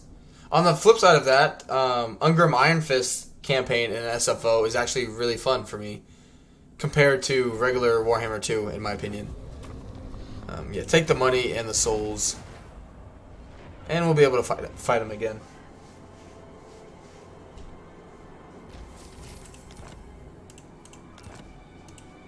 You need a boon. Alright. Yep. Flamestorm would be good. God smile. Good. Yep. More souls, please. Good. Eldritch I see. Alright. Wow, they got to... Now they will see truth. That's some shit. Alright. Well, let's... go here, go into ambush stance. Have you had a chance to try the chain lightning? No, I have not. I've not played a faction yet that has the heavens magic with it. So yeah, I couldn't tell you, Bonnie, if that one's any good or not.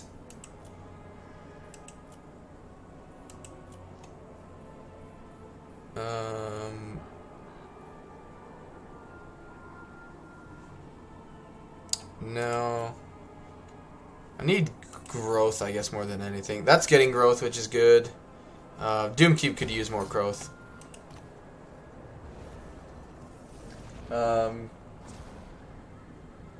Kislev is based on Eastern Europe, and it's only permitted to be straight there.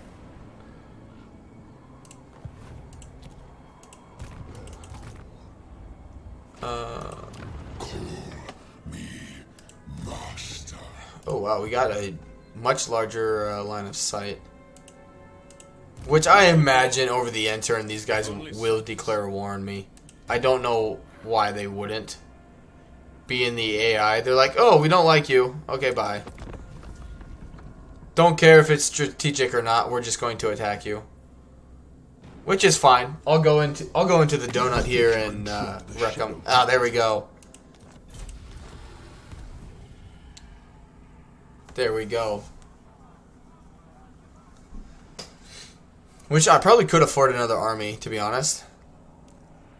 I still, at times, I keep thinking of like the Warhammer 2, like very hard battle difficulty supply line increase.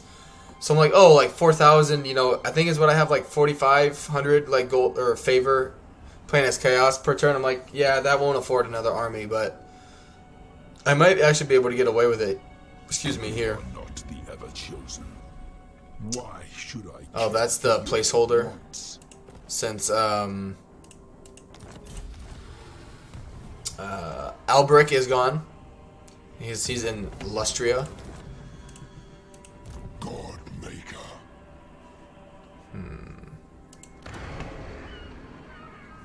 Yeah.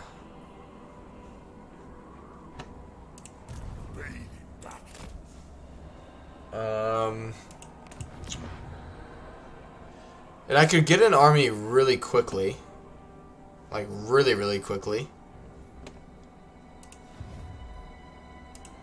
By the Eldritch I see. Yes.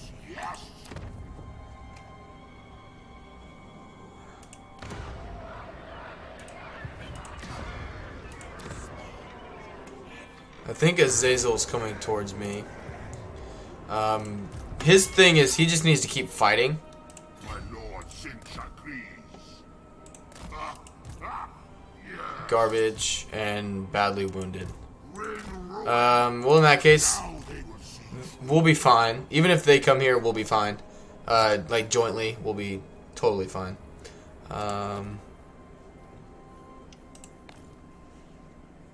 Do I make another army?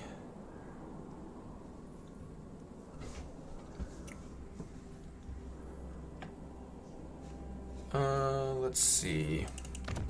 Man sleep wanes and more sleep waxes. Of course, I was expecting. I don't want any of these.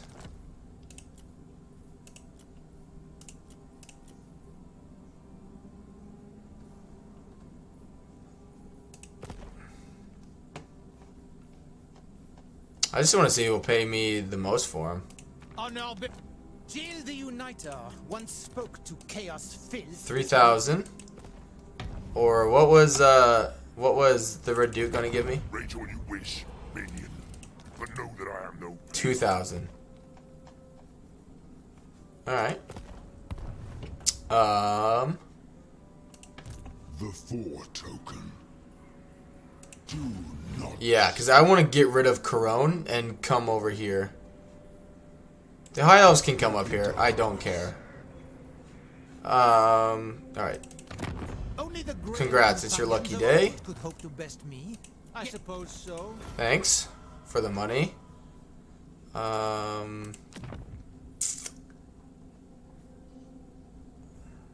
Champion of the lady. Fear who seeks my audience. Who could I sell that to? War and straight to business. Where shall we raid next? The longships are ready. Let's see. They're basically out of money.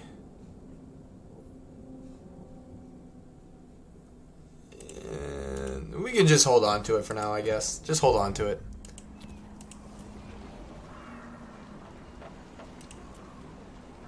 No, that's strong enough.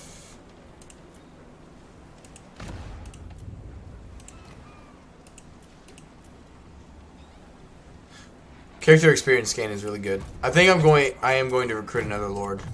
Not this turn, but the following turn when we have more money. Because I'll check my buildings, but I shouldn't need any extra money for next turn.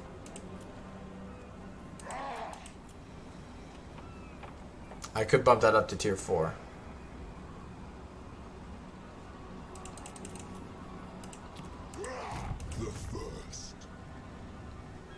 Alright, screw it. We're going to do this turn.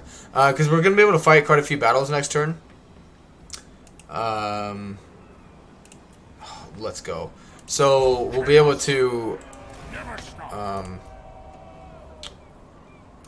basically get more money back than what it's showing right here. Good. I do need a siege attacker. Trolls are actually not too bad.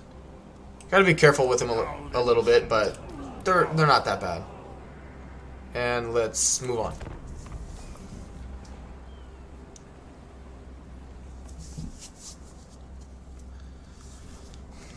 And then we need to get him. We need to get him fighting some easy targets just to get him leveled up as well. And that'll only help increase our balance or our power ranking as well. So it should deter people from just wanting to declare war on us.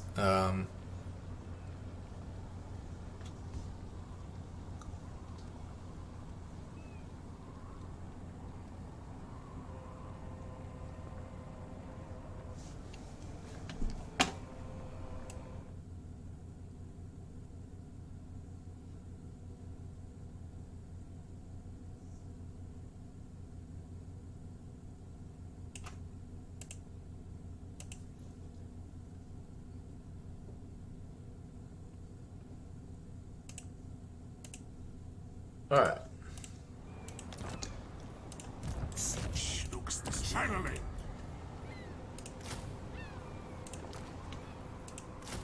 My eldritch eyes see.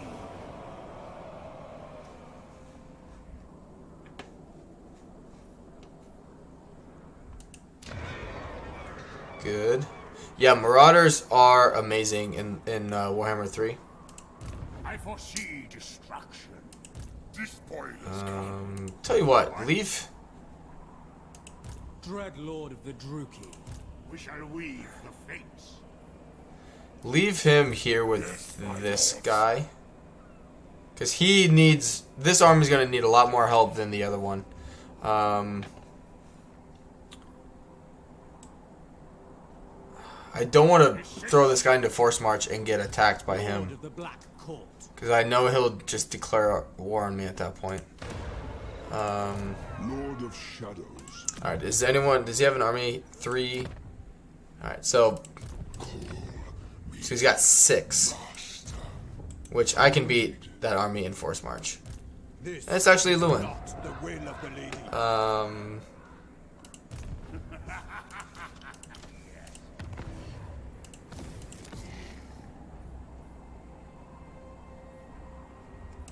No, go Siege.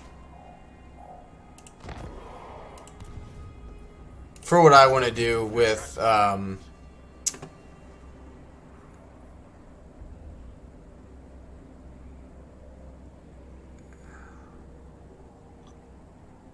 I already spent it. I could have gone Nurgle, just to show you guys that, because I also really like the Nurgle path as well. Or the Marks of Nurgle, I guess. But yeah. Welcome everyone who's still joining the stream. It's good to have you guys here. YouTube, my YouTube studio is always fairly unreliable. I've had it tell me that no one's here before, but then I've had like 5 or 6 people like talking actively in the chat. But thank you all for being here. I do appreciate it. And do me a solid and don't forget to hit the like button. I hope you guys are enjoying the content today. I hope that's why you're sticking around. So thank you guys very much. All right, it would be good to stop this guy from recruiting. I get quite a bit of magic.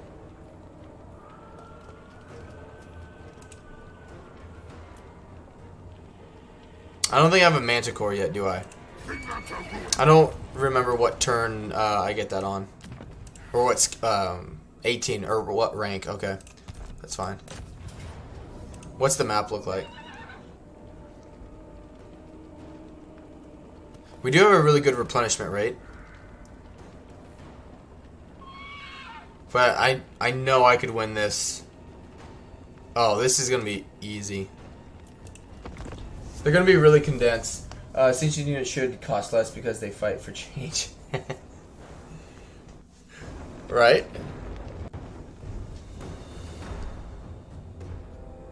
Oh, I think I unplugged my... Yeah, I did. Or if you think about it, it's sort of... It's not ironic, but the fact that Nurgle is, you know, about... I don't know how, but, you know, Nurgle is about growth, but then also, like, it's like the life... Just the process of life of, you know, growing... Developing, maturing, dying, decaying, all that stuff, right? Yet, their units, on average, have more hit points than any other unit in the game. Like, the Plague Bearers having, you know, obviously 100 entities, but 10,000 health. You know, all of them combined have almost as much health as a Giant or a Chaos War Shrine. Even though when you look at them, you know, they should have, like...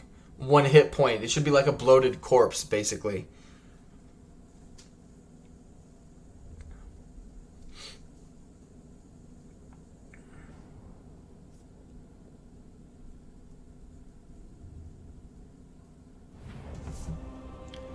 Alright.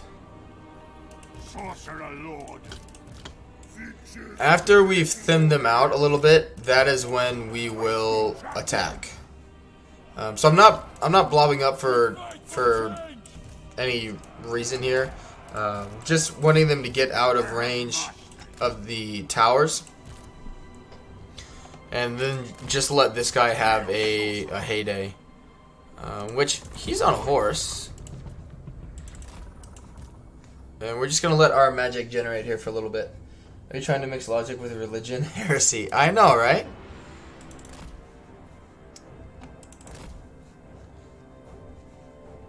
And, like, I'm not trying to, like, make it into that kind of conversation, talking about Slaanesh. But Slaanesh is obviously a very, you know, I would just say flavorful faction to play as, with things they say with their lords, heroes, etc., right? But what is it with the crab hands? I don't, like, and I've asked people about that in live streams and, you know, other people's, you know, live streams before, just spur conversation and whatnot. And they're like, you know, it's just their way of showing how dedicated they are, you know, to Slaanesh, which is like, okay, but it's like I feel like there are other ways you could torture yourself other than mutating your arms into crab hands, you know? Like, maybe it's just me. You know, I guess if Slaanesh is, you know, very crab-like in nature, then, like, okay, like, you know, whatever floats your boat, dude. But, yeah, I don't know. That seems a little off, if you ask me. Is he stalking for some reason? No, they just can't see him. Okay, I was like, oh, if he's stalking, I could just do the, I mean, I wouldn't be able to do it here, but it's a minor siege. Alright, I need a good... This could be a good one, depending on where it goes. I will see them burn. I go.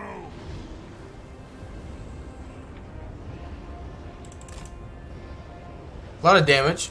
A lot of damage. Yeah, he's not, like, actively or consistently being hidden.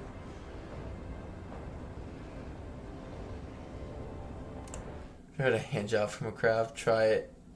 It helps to understand Slaanesh. Okay. Sorcerer Lord. I still feel like... Reality bends. Like, can you imagine, you know, if you went to a club and, you know, obviously a lot of hypotheticals here, and someone was, you know, was like wearing like a hood, you couldn't see their arms, and they're like, yeah, you know, like, you know, come with, you know, we'll have fun, come with me, etc., etc. And then you go there, and then they just whip out some crab hands. I feel like that would deter the mood fairly quickly. I go. But hey, what do I know? Worship the flux. Moving fast.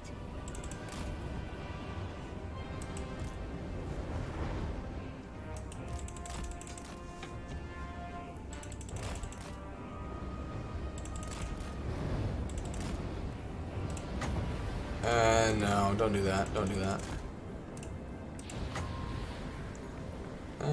Yeah, they're moving. They're not really, I wield God magic. they're not doing what I want them to do. The turds. Capture this. This will get them moving at least. Or like even me trying to capture it Ultimate sorcerer. should get them moving. So we've done 2 casts, about 20,000 damage. That's not bad. Go. Alright, let's see actually how much this does. Which it's obviously not in a huge blob, but we got 3 units here. Assuming it doesn't do basically that. Oh, never mind.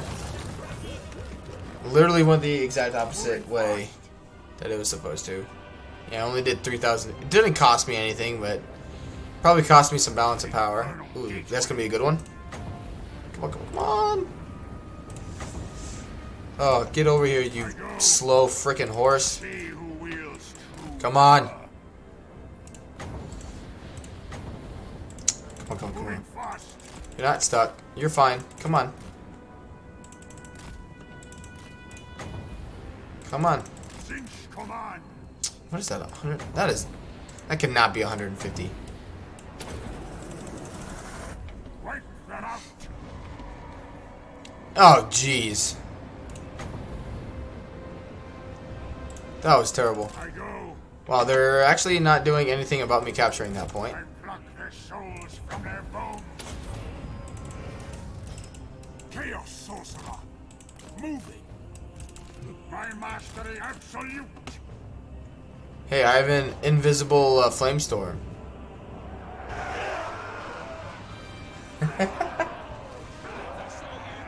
It must be doing a good job. I can't really tell. Oh shoot, I'm capturing a point. I didn't even realize it. Good. For his manifest glories. I go. Yes, they'll see. Veil fire. Moving fast.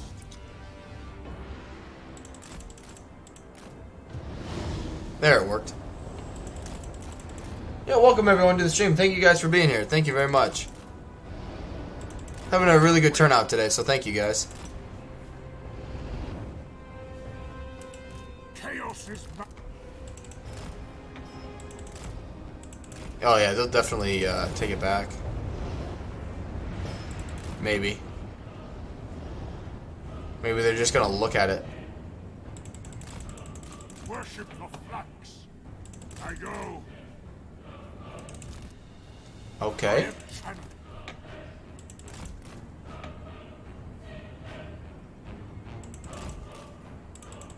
See who wields true power. Going. Interesting. Interesting tactic. I am the only constant. Moving fast. Yeah, we gotta stay away from him. Gotta stay away from him. I wield god magic.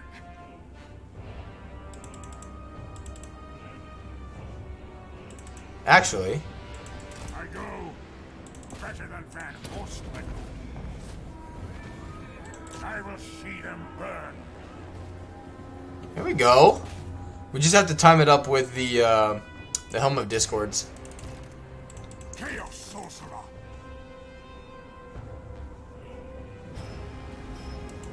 Bolt of change. Yeah, he's winning. Alright, now you gotta go. Cinches wound. It's like global warming, you can't see it, but it's deadly. Fair comparison. Go. Yeah, they're not like attacking my units, but Moving.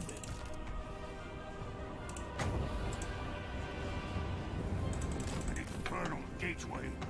yeah, they're just not blobbing up as much as I thought they would. Alright, well in that case, let's just bring these guys in then. It will be done. Moving fast. Alright. But yeah, I'm just really surprised they aren't like actually trying to attack the Lord and Hero. Which, you know, fine with me. I could have done this too. I didn't even think about that. I imagine he's immune to... Yeah, he's immune to psychology though. So that won't work on him. Keep him moving. Chaos sorcerer. Moving. Don't get caught up with the Warhounds, because I'll just forget about it, and then he'll get caught in melee, and... Moving fast. Wipe them out. For Die, his son. manifest glories.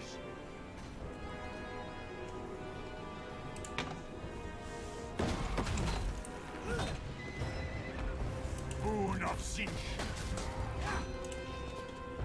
Come on, kill each other.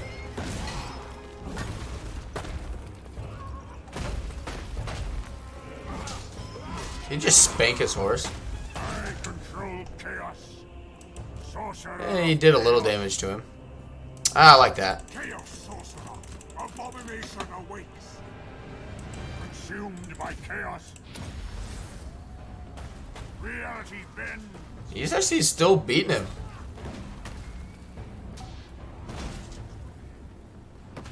About 400 a pop. And he keeps hitting him. Good for him.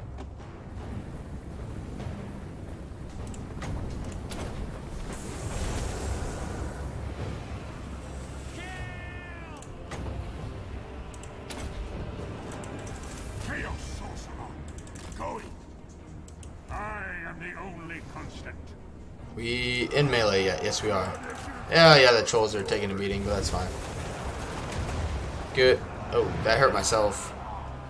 Alright, get him out. Imbibe their souls, sorcerer lord. I go. You don't go in there though. I will You come out. Come on.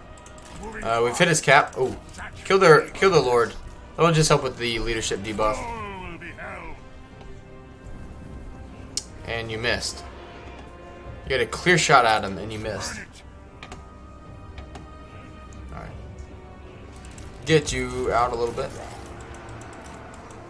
Be cool if you could give trolls some barrier. Arcane torment Alright. awaits. Screw this.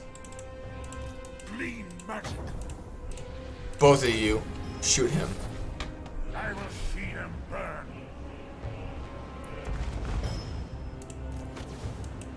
My mastery absolute. Good. I need their souls. I pluck their souls from it.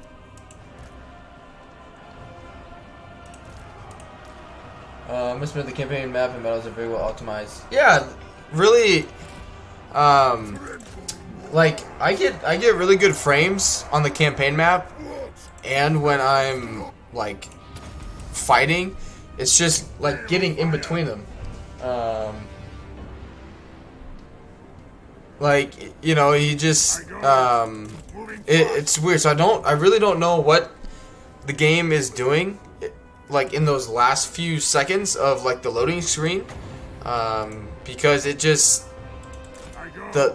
really the last few bit it drops a bunch of frames, and I think Dame Offensive and I talked about it a while ago because she was having the same issues and wasn't able to, you know, it wasn't clear as to why it was dropping frames at that time. So. Which, yeah, it just, I don't know, it just doesn't make sense. You miss, how could you miss? He was 3 feet in front. The game's stupid sometimes. I still don't think that so, I'm fairly certain the fireball, like, the damage that it says it does not do, you know, 644 damage. It just doesn't. If anything, it does, like, half of that. Because, you know, half of that or 30% of the damage is armor piercing, but overall, you know, depending if it's armored or not, which the Marauder or like Lord I don't think has a lot of armor, but even if it does, 30% of 500 is still a good amount of damage it should be doing on top of the explosive damage, and it just doesn't. So, all right, push through. Wonder if CK used the 3K engine. I don't know.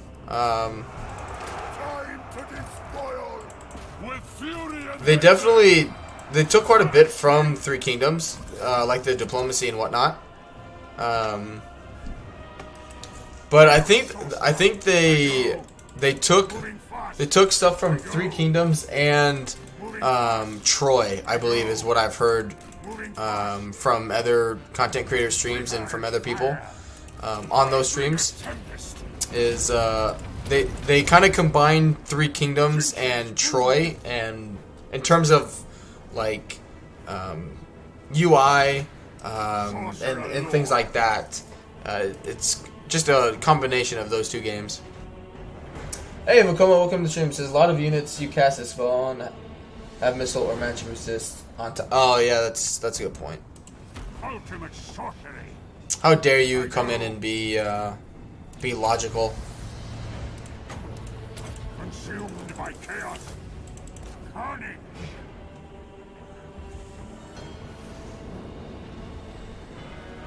Yeah, because I think the Lord, like any Lord, has like a base of like 15% missile resistance. So that would make sense. Scheming slaughterers. Bring torment. How dare you come in and make sense? Follow the blood. We fight for change. Sorcerer of chaos. I go. Moving fast. Mortal magics are nothing. I go. Moving fast. I want them to like blob up on these guys so I can cast some magics. Alright, trolls, you're done. I'm actually surprised they haven't taken a entity loss yet. Alright.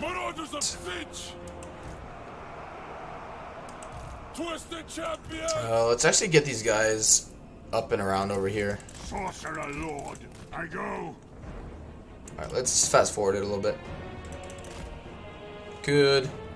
We're gonna wheel and deal and get this capture point as well. I've told you to attack like 5 times.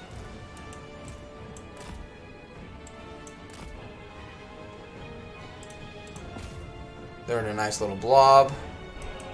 Yep. Come through here.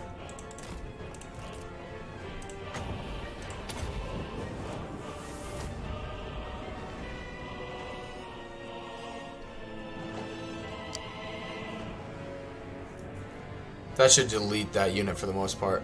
Yep. Come on. Keep moving. I think the towers are the big thing hurting us here. Yeah, if I had like marks of Nurgle on these guys, they'd just be melting through the enemy. Troy could have been a great game if Bronze Age game with all the major factions and the mythology. I never played Troy, and I really like Greek mythology and whatnot. For me, I did watch a few streams and like videos of people playing the game. I really did not like the UI of Troy. That was a turn off for me. And it's not that, again, like I like mythology of any kind, so I get behind that aspect. My thing is for a Total War game though, that for a video game, I like bigger scopes. I don't like, because once you get through like 1 or 2 campaigns in games like Troy, like there's really no, you can't expand that game anymore. There's a certain point where it just caps. Like, there's just nothing more to do to it. That's just it. Like that's the game. But with like Total War, like Warhammer, like you can add a ton of stuff to it.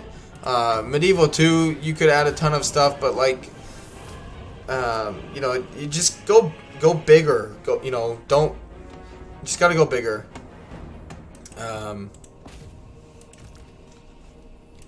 Like Rome Total War with that, like, it's got to be something more than just that small of a focus, I guess.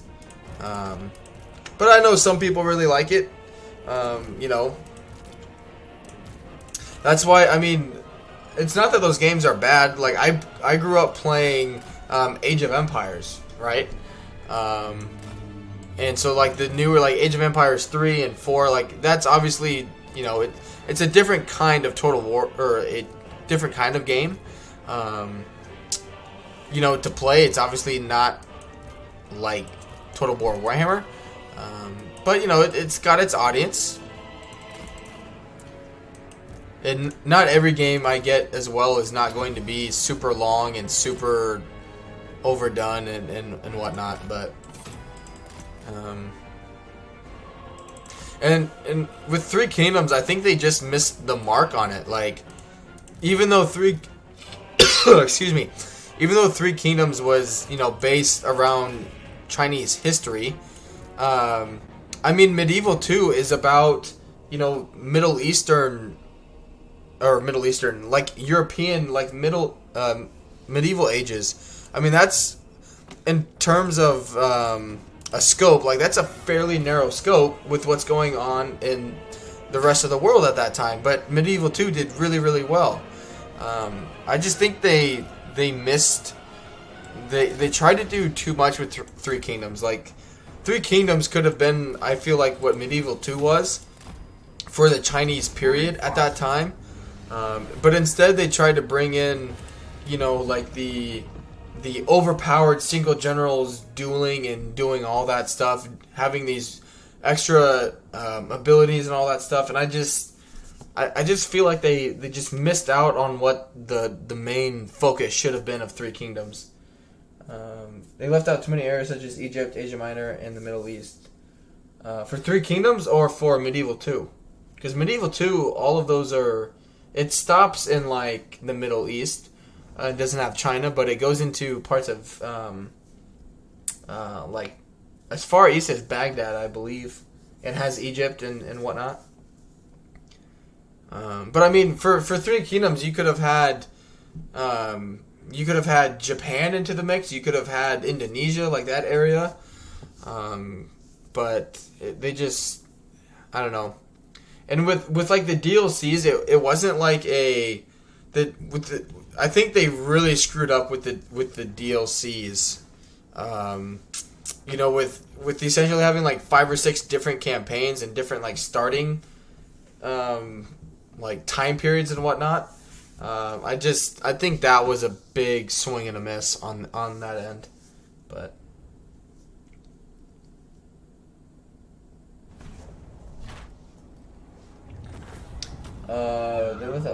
for Troy, yeah. Occupy it. It's not bad. Really? Ranked up whilst not researching anything. That would have been nice to know. We shall weave the fates. Huh. It's fine. I mean, now that I know that, that's good to know, but I would have never thought that the Warriors of Chaos could get students. Not in the slightest. Alright, that's good. So his blue line's done. Let's get some missile resistance and vigor loss reduction for our army. By the eldritch I see. Let's see.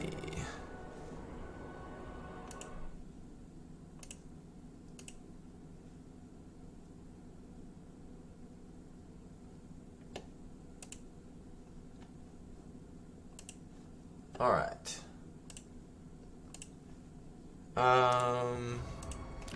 What do I want to get now? Warband upgrade cost 20% reduction for all units would be amazing. Good.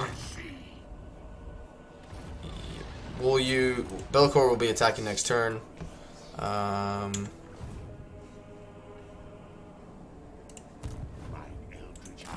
Yeah, we're gonna bring him into the Norskin provinces to get some more units. I don't think we have any in Corone just yet. Yeah, we have 3. It's more than I thought would be there. But let's move on.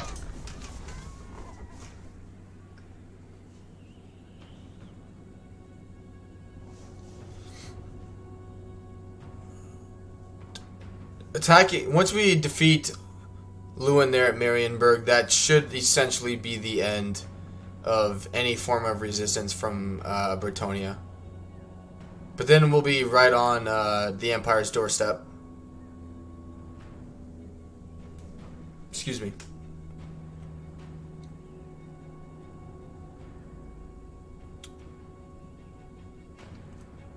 I am all your nightmares as one.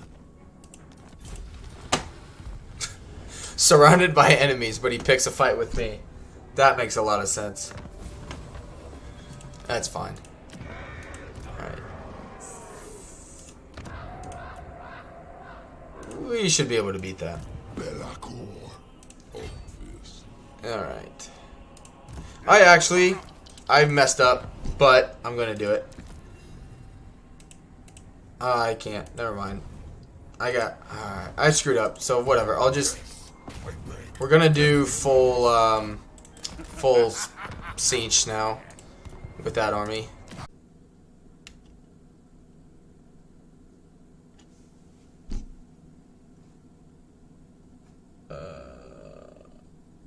Alright. Sorry about that, guys.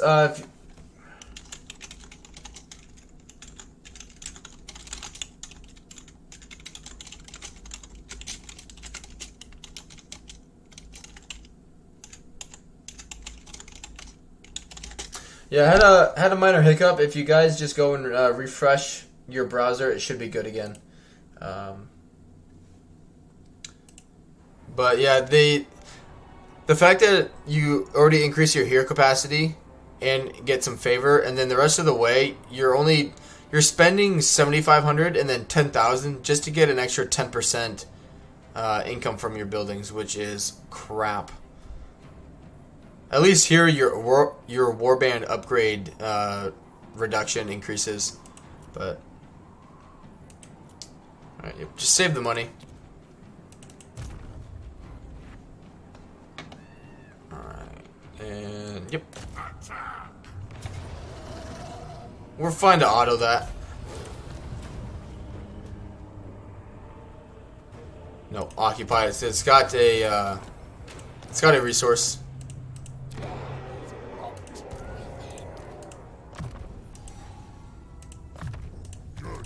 Now we see. Good. All right. This will be going down this line's good. Give him some physical resistance and then missile resistance for the army. Let us corrupt. Yep. Cost construction. 5% is 5%. Heard Belakor's voice was done by Richard Armitage. Yes, it is. Yep. That is Thorn Oakenshield, the man, the myth, and the legend.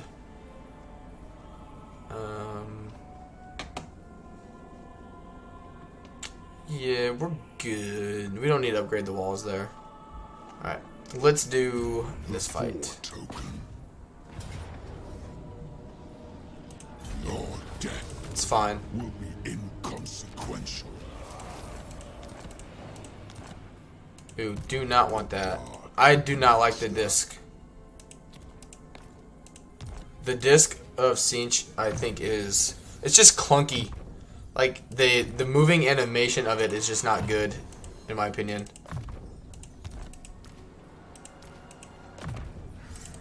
Good, just make him more of a beast. Belakor. Master. Yeah, just make you deadlier. Good, get the Dark Master first, but then we'll make him deadlier. To former glories. Alright. Can I upgrade you guys yet to Chosen? Nope. I mean, I can, I just gotta get there. Alright. The first.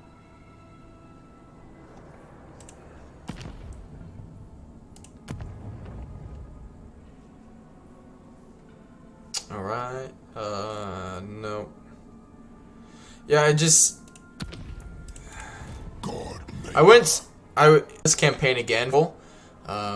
Sinch is just because Belakor, becomes basically unkillable later on.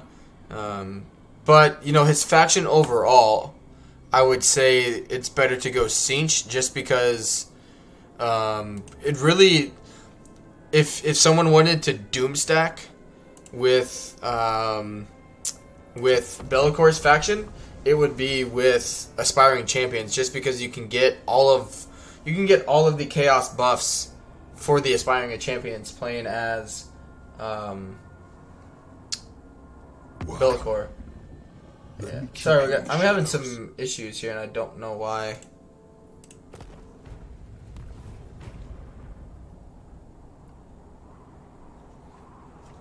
Sorry about that, guys.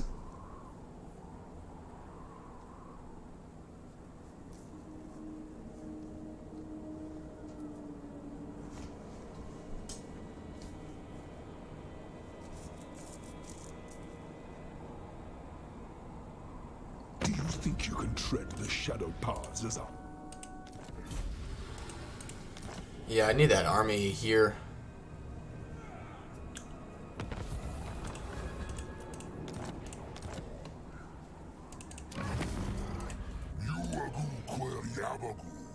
They just spent all their money on something. Could use them as a money farm too. You're overruled. All right.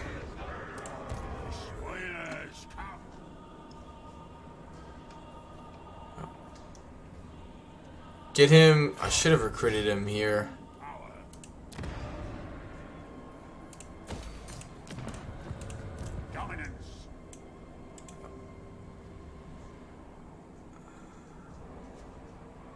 However, he doesn't need to be perfect. Yeah, just bring him down here. We need him down here now.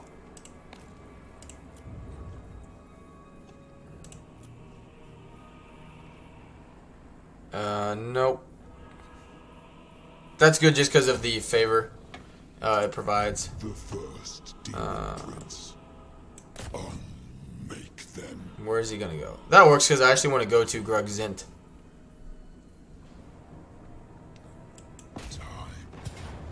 Time He's just recruiting garbage anyway. serves my plans. Release. That's not bad. All goes to plan. Thank you, Evil Monkey, for the subscription. I like your name, by the way. Do not stop. Spread the dark. Holy cow, welcome everyone. Wow, welcome. Holy shit. The gods were wrong to spurn me. Legend gave us the quest to get you 500. Holy cow, thank you guys. Holy shit. Welcome guys to the stream.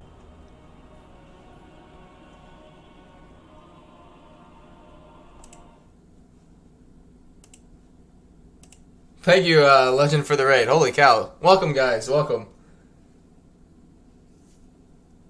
I think it's, oh,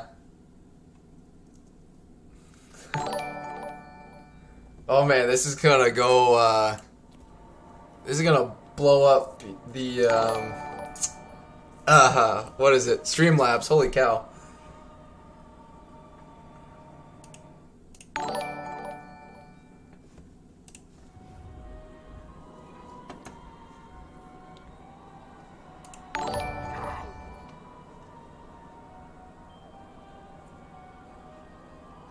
No day off for Legend. Yeah, no kidding.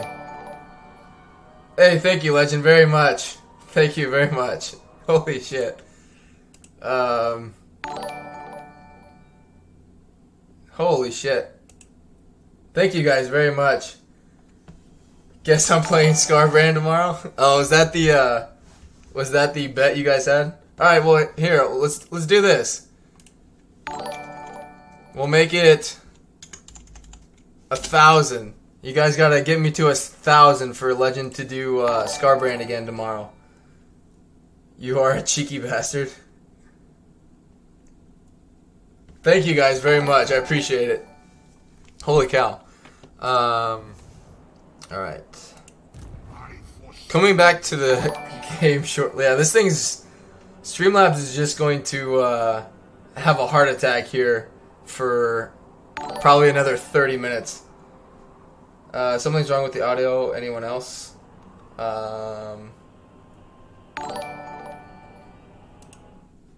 Let me check. No? It says I'm doing good. Don't be greedy. I mean, you gotta be a little greedy these days, right? But alright, let's bring this guy down here. We should be fine to force march. Yeah, we're fine.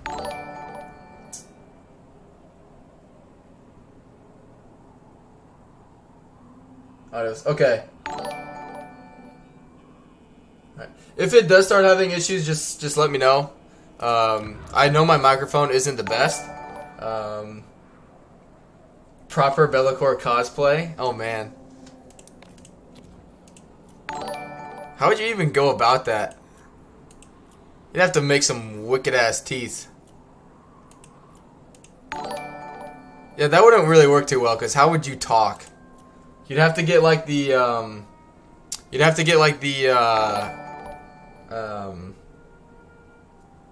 vampire teeth.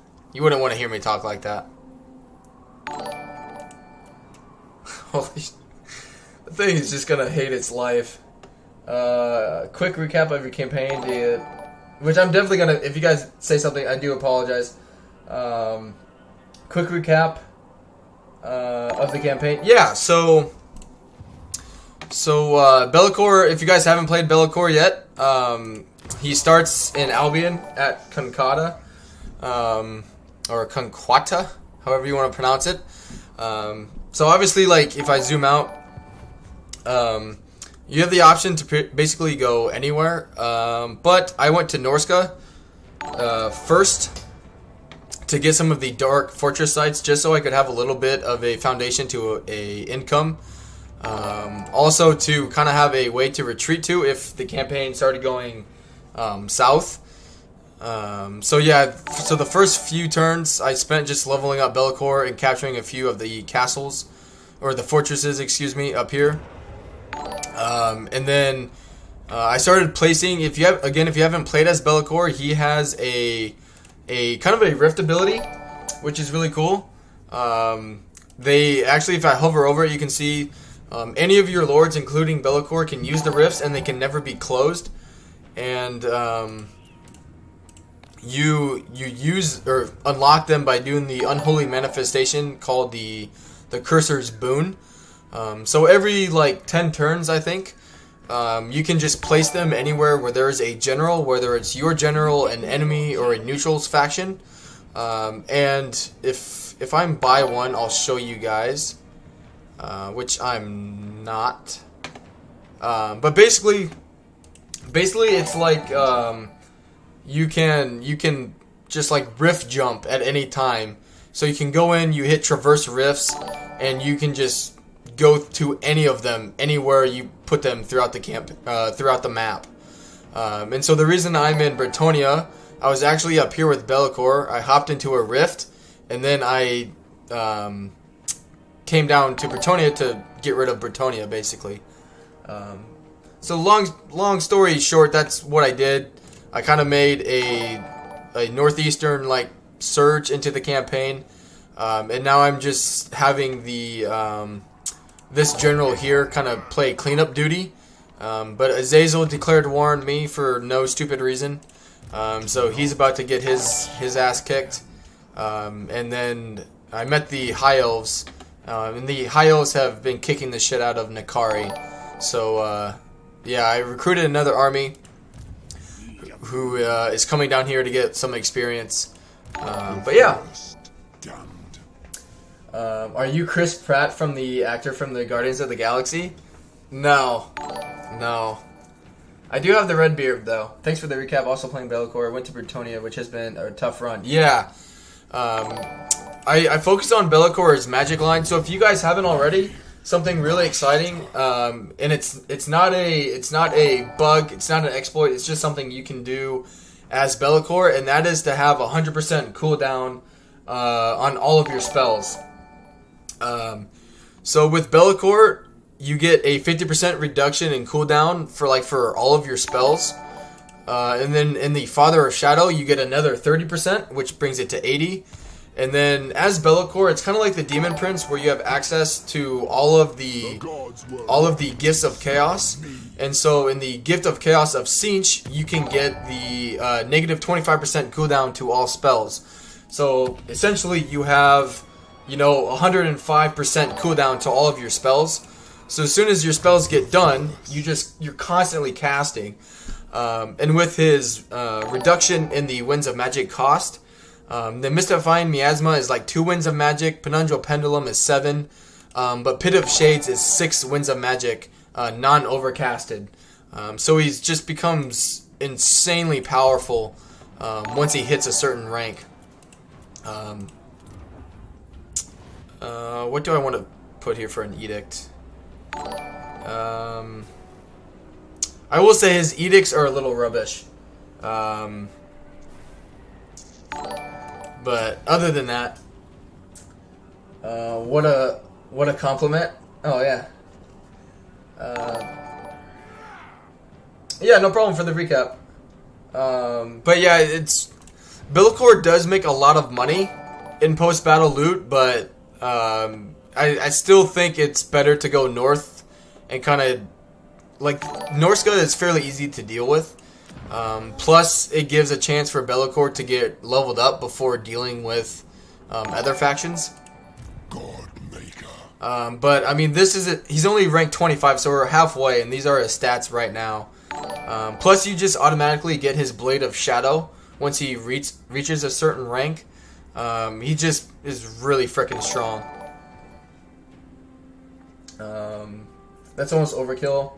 Oh yeah, it's definitely overkill, but it's fucking hilarious. Yeah, the edicts are really bad, really bad. But let's move on. But yeah, definitely recommend definitely recommend a Belakor campaign if you have not tried it out. If you guys want to do doom stacks, Belakor can make a pretty insane aspiring champion doom stack because he gets access to all of the Champions of Chaos benefits of a aspiring champion. That is my... Give me money. Nope. Don't seem to like their son at first. To name it after a fried rodent. Yeah, we can't win that. Yeah, 1 gold. He can fuck off with that. Which I'll do a battle here just to showcase that to you guys so you can see it in action. Land him. And we'll go with Cinch.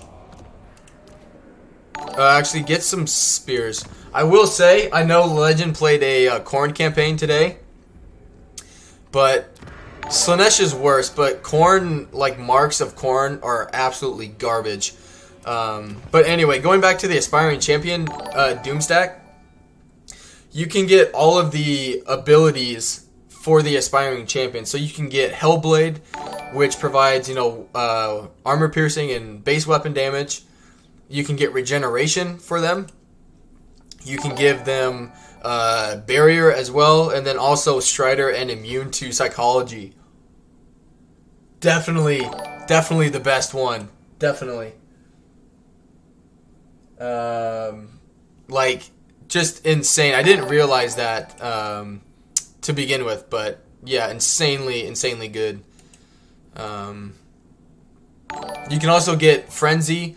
You get poison attacks. You get Soul Hunters, so they can get leadership, ward save. Just insane. Summons.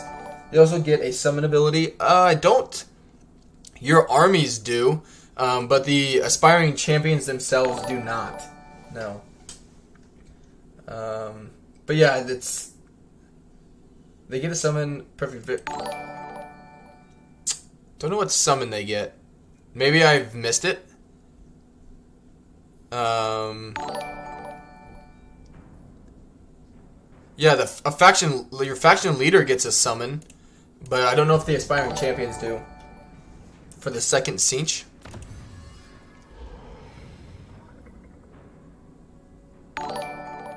Faction leader's army.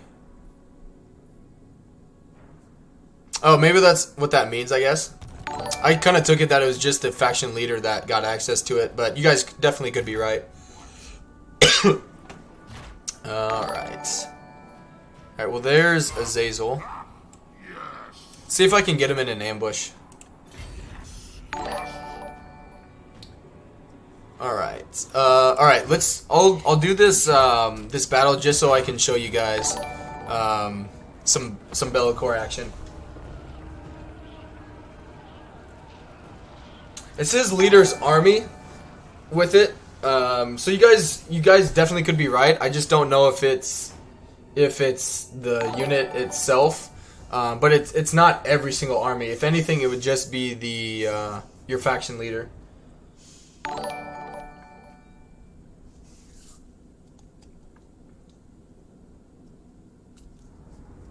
But yeah, thank you guys all for coming over.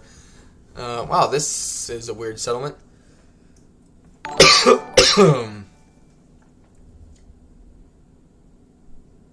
Yeah, I'll go into the tech tree after the battle here. That's all of them played at oh, maybe that's a CA oversight then. I play on very hard difficulties. If I say it right, Credo WoW. I play on very hard difficulties.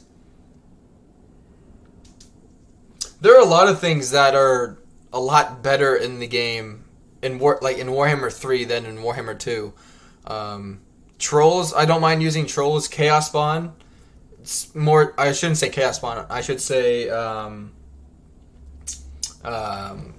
Cinch Chaos Spawn are really good.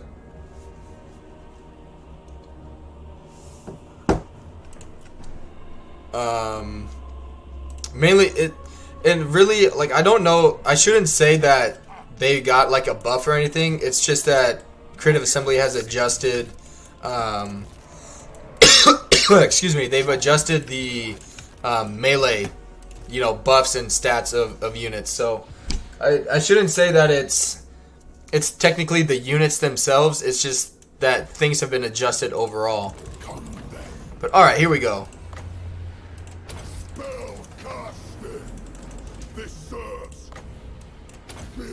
Oh, I stopped it. But you'll see, look, in 3 seconds, I can do it again. Not that that's a good use of it, but...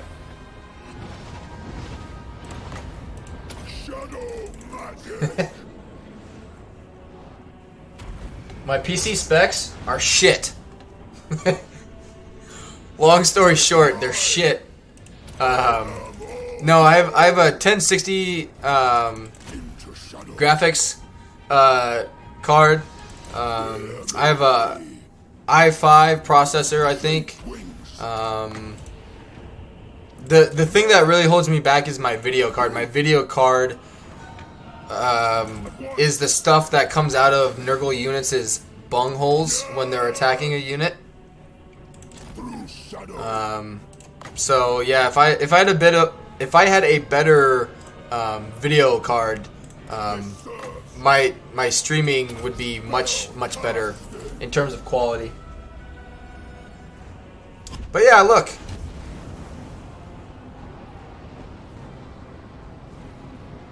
So yeah, go play Belakor.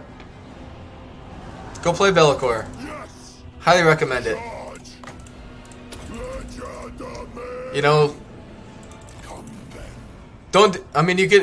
I could have been more patient and let the Winds of Magic, accrue a little more, which I'll do that. But I think you guys get it. My GPU died recently. It was so bad. Warhammer 2 played better on... Oh, wow. It runs the game. Like, if I'm not streaming, it does... I can play on, like, high to ultra settings. But streaming, I have to tone stuff down a little bit.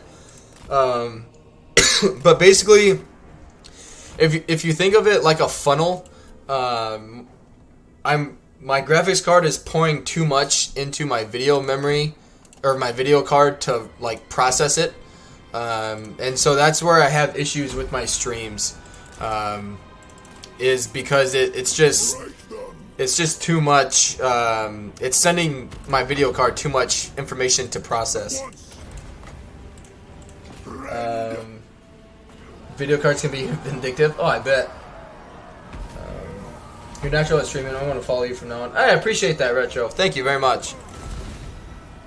Yeah, I tried to, like, I've played Legendary difficulty, which, if Legend you're still here, kudos to you for being able to play on that difficulty. I personally fucking hate it. I cannot stand Legendary difficulty. But very hard is good for me. I like it. One, I like to be able to do this. I can just pause it without, going around to get the game to pause. I can interact with you guys, that kind of thing. I just like it personally. I just think it's better to be able to interact for me personally. Go into NVIDIA Control and enable NIS or image scaling. Yeah, I'll look into that after the stream. I definitely will. Yeah, very relaxing and informative. Hey, thank you. And So really, like, now that I actually have quite a few people here, it'll be a good opportunity to kind of talk to you guys about why I started streaming. Well, for one, I started streaming because of Legend, actually.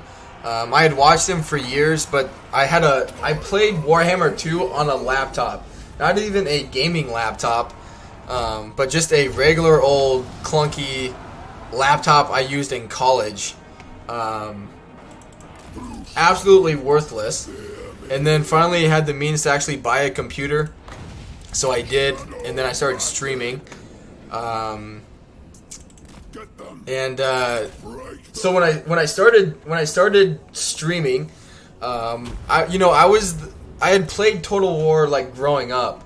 I grew up playing Rome Total War, then Medieval 2, Rome 2, the whole 9 yards kind of thing. So like I was used to like playing Total War itself, but I was new to streaming. I'm very social. I can talk. I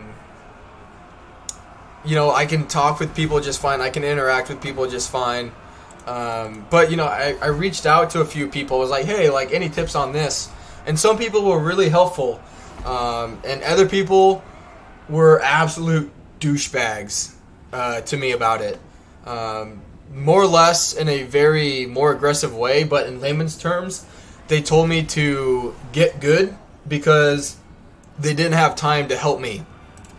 And so I was like, you know what? I was going to stream anyway. And so that led me basically into the purpose as to why I started streaming. I want the channel to be a place where you can play on easy difficulty and have a question, or you can play on legendary difficulty and have a question. And, both ends of the spectrum can come together and just help each other out. Like, be on the stream, have fun with the stream, but just help each other out, and not, be a dick to each other about it. So, inadvertently, they kind of set me on the path to be the streamer and to have the channel that I wanted to have. But it's just so, because, for anyone, whether your level of experience in the game, like, just because, like, for all I know, I could have, 5,000 hours into Warhammer 3. I don't, but, I could have, 5,000 hours into Warhammer 3, and then someone types in, the most basic noob question, like, how do you spend, skill points, or, something like that, like, how do you get a trade agreement, kind of thing, and this person could have exactly, like, 0.012 seconds of playing Total War Warhammer 3. It's an easy question. Oh, go to diplomacy, hit this button. Thanks, easy fix. Not, you're a fucking dumbass, figure it out kind of thing.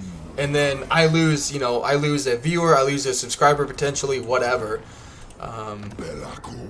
So that's where I was like, you know what? That's what my channel is going to be on, is a place where people can just come in, relax, enjoy, and talk about the game, and answer questions if people have questions. You're a human, no shame. I hate legendary mode as well. If you play on a laptop, you aren't human. Hey, you gotta start somewhere. This is right. Play on Warhammer 3, my laptop max settings, 4K at the moment. That's insane. Yeah, my laptop was... Gosh, you guys would laugh at the settings that I had to play on with my laptop for Warhammer 2. Absolutely atrocious. Alright. Do I want to spend any of my monies? And there were so many people that subscribed. Thank you all who did subscribe. Thank you all. I totally missed some of you, and I do apologize, but know that all of your subscriptions, you're being here and watching, thank you guys for being here. Thank you very much. Alright. Don't need to upgrade that. It's really shit. The only thing you get from upgrading this for $7 grand is a whole 10% in your income. Yeah, just save the money. Check our lords. Check our heroes, actually. First demon prince.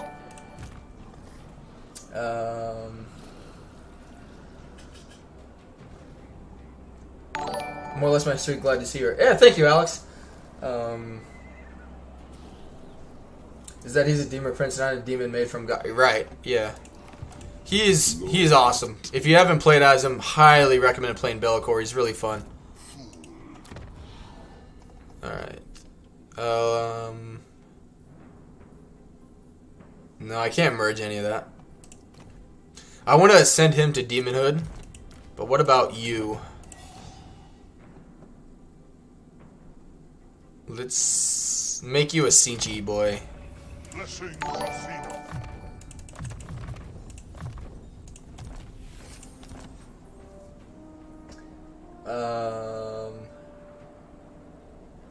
Is it better to just occupy the settlements instead of giving it to your vassal?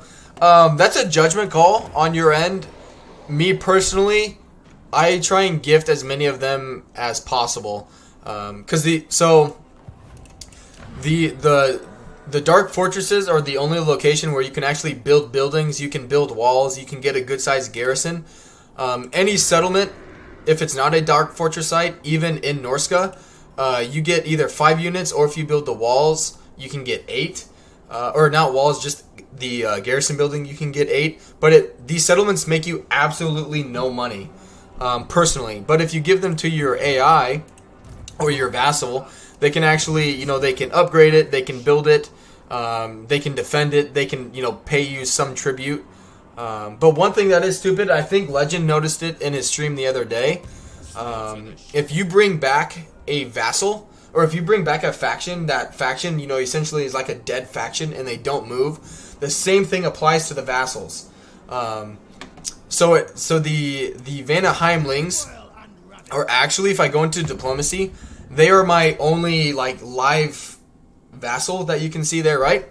But if I go into my ward coordination, I have Varg and the Nag Farlings that are also my vassals. And this army has been sitting here the entire time that I vassalized him, because I brought back the Nag Farlings here at Pack Ice Bay, excuse me, and this army randomly showed up there, and they have not moved the entire time. Same with the Varg camp. I brought them back there, and these armies spawned, and they have not moved the entire campaign since they've been back. So it's kind of unfortunate. I wish and hope they fix that soon, because it's essentially not a vassal because they don't do anything. You can't tell them to. You can tell them to do stuff, and nothing will happen anyway. But let's move on. It's just a way, in terms of, whatever. What are you gonna do? It's a way for your vassals to give you more money, and their settlements are defended, so they provide a little bit of buffer between you and the enemy. But at the end of the day, the tribute they give you is not that much of a big difference, or a big deal in terms of your income. So it's kind of up to you. Brought back a faction in my Val campaign this morning, and they instantly went on Warpath. So maybe it's some weird code interaction. Yeah, because I've brought back 2 factions, and they haven't done anything the entire time. You bitch. I have burning head. You have zombies. You're dead.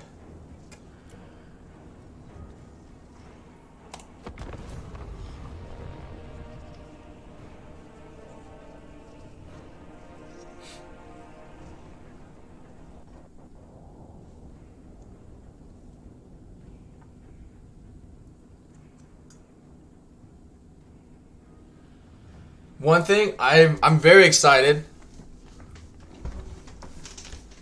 So me personally, for the guys who haven't watched my streams yet, I am probably one of the only. I shouldn't say one of the only. I am one of the few content creators that actually enjoy playing Nurgle. And in my opinion, Festus is the best champion of Chaos. I don't count Belakor because he's so out there. But like you take Village, Valkia, Festus, and Azazel. Festus, man. I'm telling you guys, Festus is numero uno. Like Village does have the lore of Sinch, and he has the barrier of regeneration, and that is really good. Don't get me wrong, but Festus can constantly heal without doing anything. Festus has the Morgar Shadowgave damage dealing ability. You don't have to be in melee for his damage, his Mortis Engine ability to take effect. He increases your healing cap for units, so you can heal longer and for an extended period of time. Stream of Corruption. Like, Stream of Corruption was already a really good spell in the game for its cost, and they buffed it even further. It does even more damage on units than it did in the Realm of Chaos like release. So it's even stronger. And just, if you don't believe me, test it out. Like, turn 3 in one of the sieges, Festus had like 450 kills, and he was ranked 2. Which, kind of play it before they nerf it kind of thing, because I imagine it's not going to be around terribly long once Creative Assembly kind of realizes all of these things. But yeah, I'm telling you guys, try out Festus. Can't stress it enough, after the stream, look into NIS and NVIDIA control panel, increase performance dramatically for your streams. Sounds good. Hi, Duke on you. Sounds good, man. I'll check it out. Have you tried a village campaign? No, I have not. No, I have not. Would Festus be great in a VS campaign? I don't know. I imagine you mean like a versus. I don't play. I don't play multiplayer at all. I don't enjoy it. Mark says he finally did. Oh, did we hit?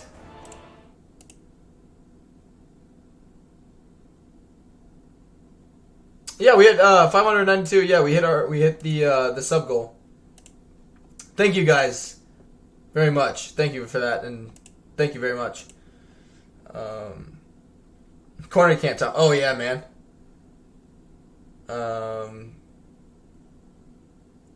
Yeah, if Festus is Festus is just really fun. Plus he buffs like non-demon units, so you like Marauders, Chaos Warriors, Chosen. He buffs them. Like, you just, it's insane how good Festus can be. Do you ever? No, I just here's my thoughts on multiplayer campaign, and which is why I don't personally like it.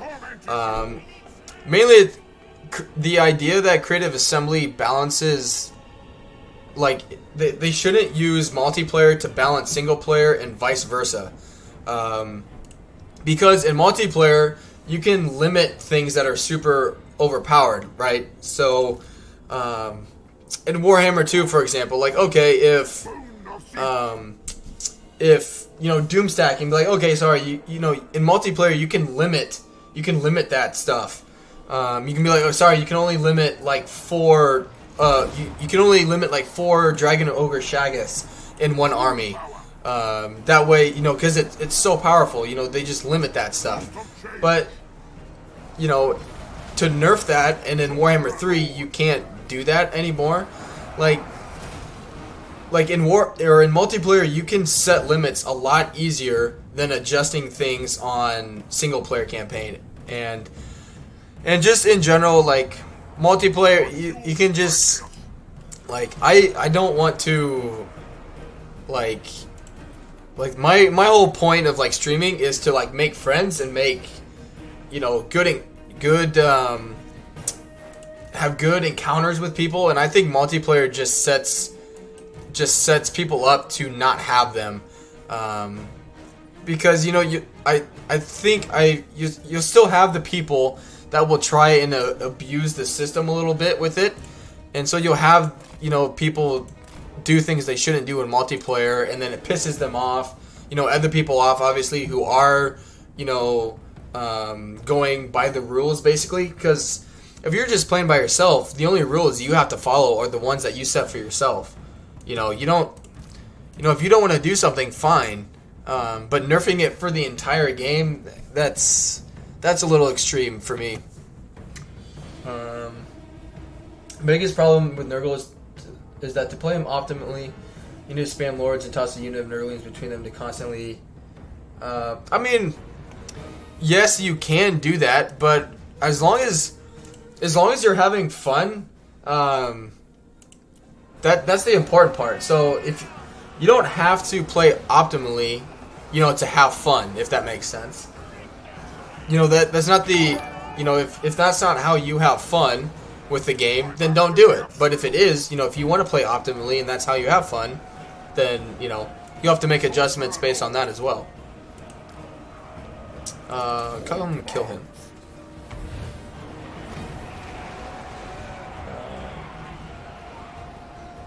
Festus is bestest? Yes, he is. I think I read that one earlier.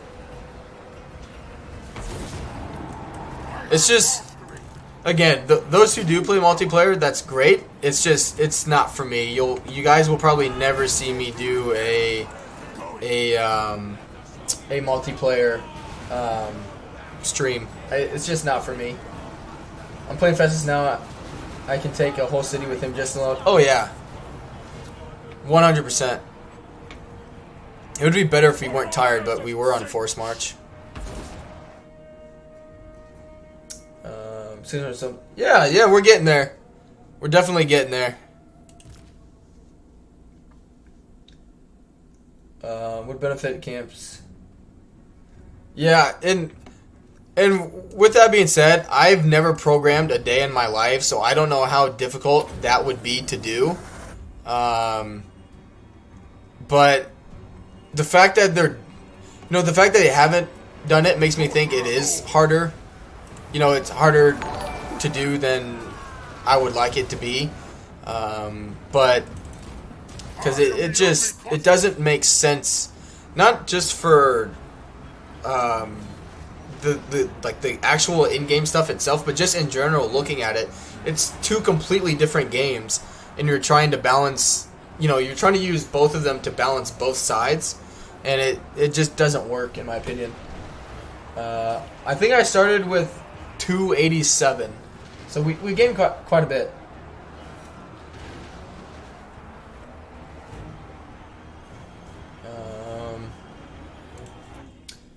NVIDIA image scaling, once enabled, I believe you have to lower the resolution in the game afterwards, but it upscales. Oh, nice. Yo, I'll definitely have to look at NIS. I'm going to write that down in my phone before I forget about it. NIS. Alright.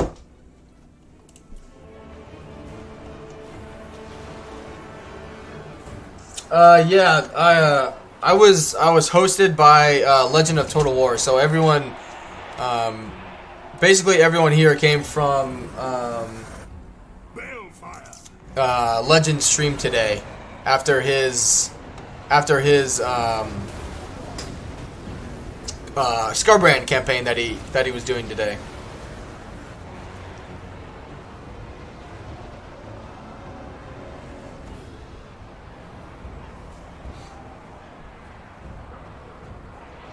Yeah, they're taking less damage from that than I would have thought.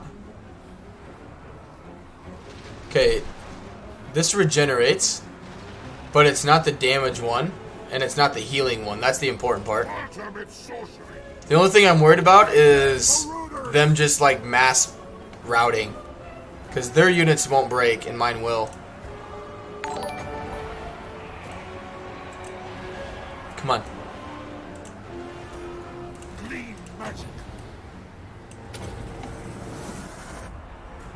Because they do... I mean, if the Lord dies, the Lord... Like, they're all rank 1, and none of them have equipment. So... I came from Skaven Dan. Oh, very nice. Thank you, Skaven Dan. Then also for the host. Thank you. How do you feel about nerfing Burning Head?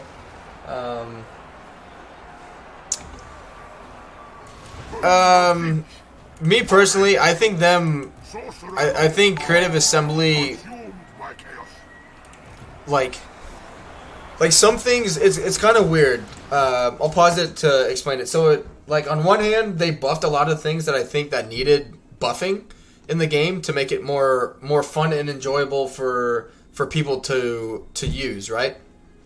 So on one hand, they did that a solid, like, good job, you know, Creative Assembly for that. On the other hand, them nerfing things that were really powerful, like Burning Head, Wind of Death, and, you know, various things like that to make everything balanced, that is where I have an issue with it, because, like, some things are still really strong, obviously, but, and I've said it on some of my streams in the past, but if everything is the same in terms of faction mechanics or units or whatever it may be, spells, if everything's the same, then nothing is unique, and it's just, you know, if Burning Head, you know, theoretically, or not theoretically, hypothetically, if hypothetically it did the same amount of damage, it's not two different spells, it's the same spell with different, you know, different animations, different colors on it. That's the only difference. So by nerfing things like that, they're just making it, you know, the same, you know.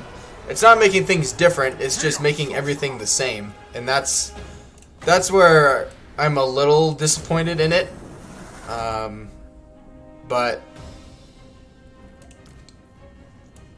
I can't tell if we're actually... Balance of Power says we're winning, but once I run out of magic, I'm a little worried. Yeah, reskin, there we go. Thank you. Yeah, you know, it's just the same thing, it's just different face kind of thing. Ooh, that's good. Okay.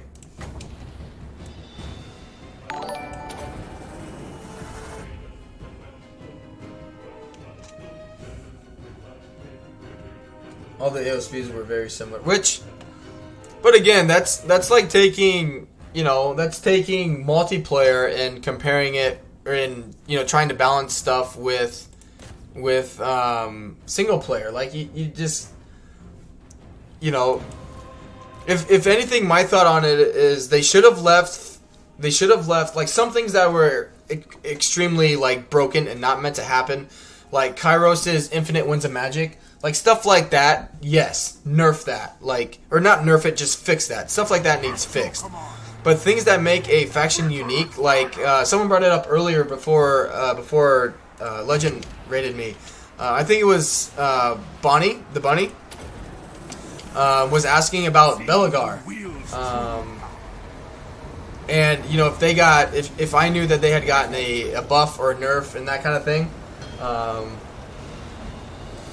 you know, it's like Belakor was a faction that was able to confederate a lot of the Dwarven factions because of his global bonus to diplomatic relations with dwarves, and they nerfed that from 40 to 5. Like, why? Like, what is? I don't understand in that sense. What is the thought process behind that? I still don't understand the whole not wanting people to be able to confederate. Anyway, I don't understand that in the slightest. I just don't. I never have seen a problem in being able to confederate, other factions. I think I'm gonna hit some of my own units, but overall, with that being said, I really like the game a lot. I really do. I think, for where it's at now, I'm happy with it. I didn't have early access to it, obviously. I'm happy with where the game's at. I'm happy to be playing it.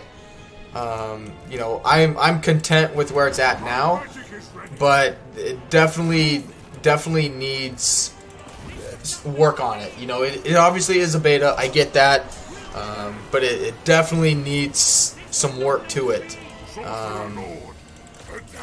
Come on, I just need to.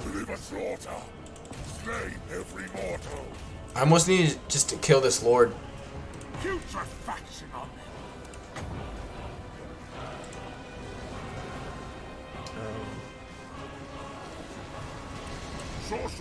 Which will have quite a few of you guys still here.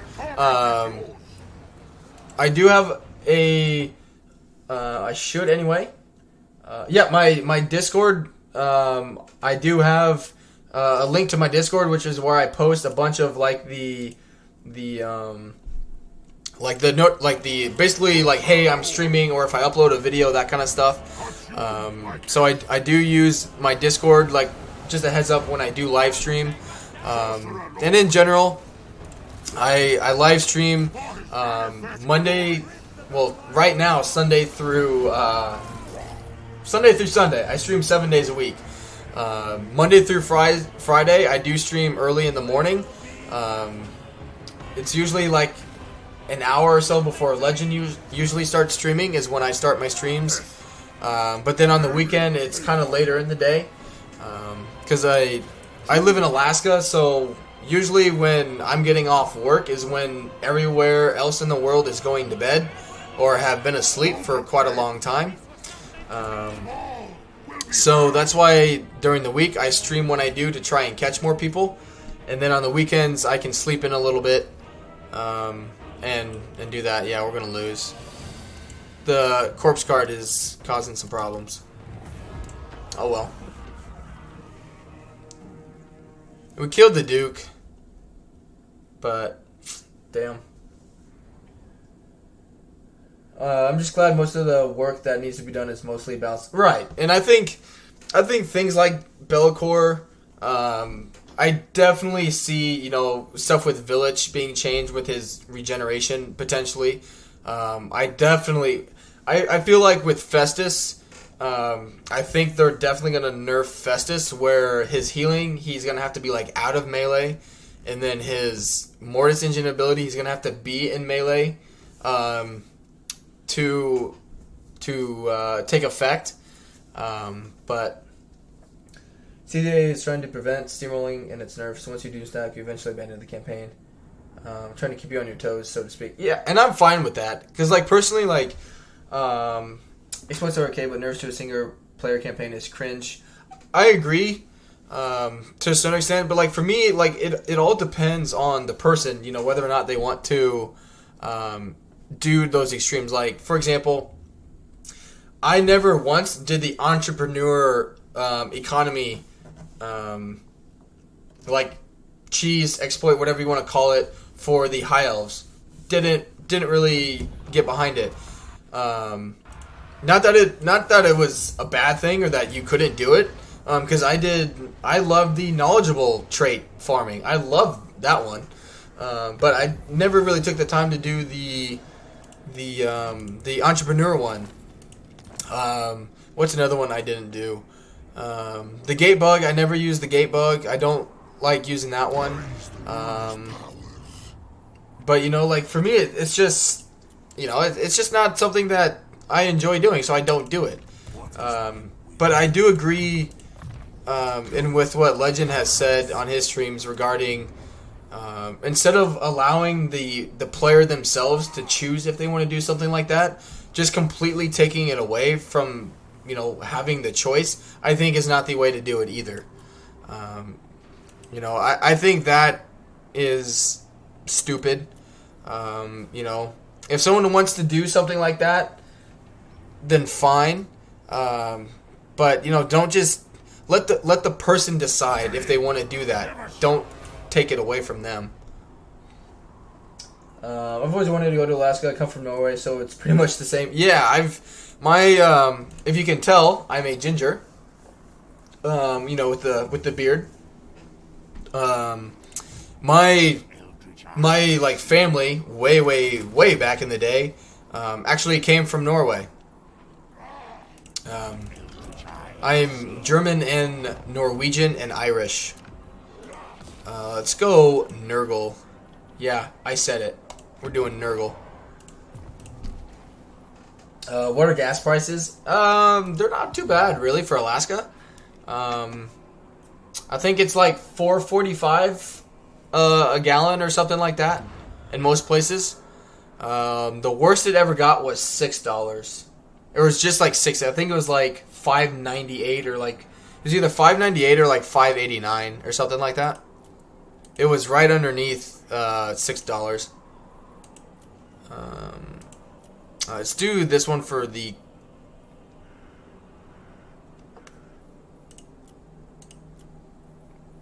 Is it 10 growth, 5% replenishment? Yeah, provides a local recruitment capacity, so go ahead. But yeah, it's getting better than what it was. And they are really only that bad in the deep south. Yeah, no, everything is cheaper. Everything is drastically more expensive up here. I mean, thinking about it, a lot of stuff is either trucked. I mean, almost all of the stuff is trucked up here, so it's just. You are not. Oh my God! Look at this absolute garbage.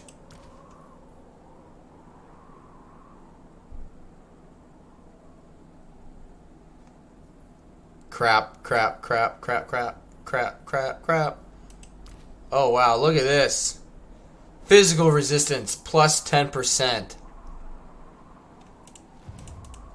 I foresee destruction. Hey, if you want to do that, I'm all for it. I'm just going to go ahead and take your capital. You good with that? Cool. Do not touch You can take a settlement that's making me absolutely no money. Belakor.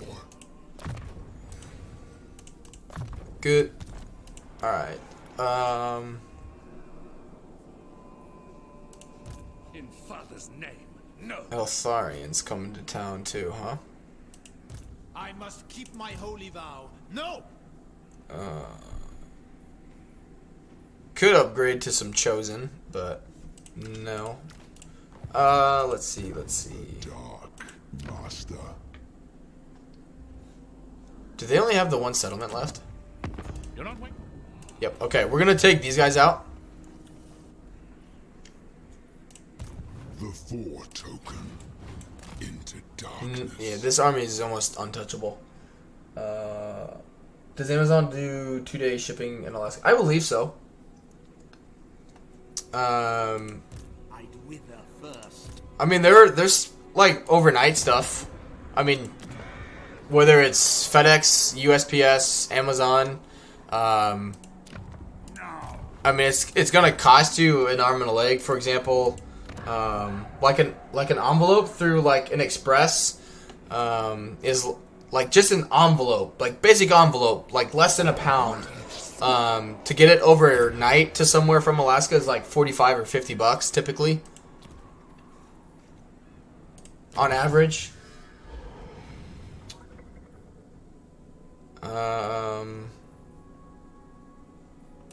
What do I want? Regeneration would be good. But it's only for a few units. Tell you what, let's get this Perfect Vigor and Undivided Chosen units, because I'm gonna end up having quite a few Chosen units in my armies. Bart says, "What do you think about the confederations between other warriors of chaos. Confederations in general need to be brought back.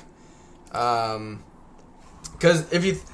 Like, this is my thoughts on it. Like, confederations were a way for you to be able to, essentially, depending on, you know, the faction you were playing on, you were able to bring the people together, right? Where you're like, whether via, you know, smacking down, diplomacy, you know, whatever it was, you were able to bring them, you know, together to fight together kind of thing, right? And now, more or less, it's like every campaign essentially can just be a this is Total War campaign, because you can never get a confederation without you know, beating your brains about it. You know, it's like it's like taking the time to confederate someone to get a certain legendary lord, and then you finally get that legendary lord, and then you can't use them because they're so incredibly ruined in terms of how the AI has leveled them up. Hence the one button respec mod. But now it's just like, oh, you know, I'm probably not going to be able to confederate, you know, whoever it may be, you know, Tyrion Eltharion. Well, not getting him, so let's just kill him, because if he's not going to confederate with me, he's probably eventually going to be, you know, he's going to hate me because I'm going to become a major threat to him, or he's going to ally with somebody that I'm actually at war with, you know, like whatever it may be. You know, you're probably going to go to war with him anyway, so let's just kill him and get rid of him to begin with. Yeah, almost like 99.99% of the people here tonight are from Legends Raid. So, welcome the DM to the stream, man. Just auto it. Escape from the Dark Master. And then sack and occupy it. One thing I forget who asked earlier about, you know, whether or not you should like give or keep the settlements for yourself. One thing I can recommend doing or saying. I also came from a raid Shadow Dragons. One thing that you can always do is, because no matter what tier it is, you always knock it down to tier 1. No matter what, it could be a tier, you know, if it's not a Dark Fortress site, like Corona was tier 3, I captured it, it went to tier 1. So even if you decide to keep it for yourself, if you have the campaign movement range, always sack and occupy. Because it's going to go down to tier 1 anyway, so you might as well get whatever amount of money you're going to get from it if you sack it, because you're going to lose it if you don't. Which legendary lord would you chill with over a beer? Harbinger.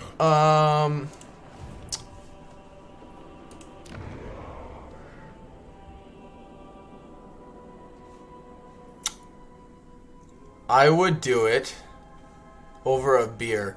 I would think chilling with the dwarves would be fun.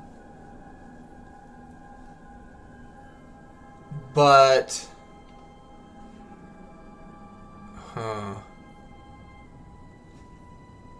who would be the most fun to have a beer with?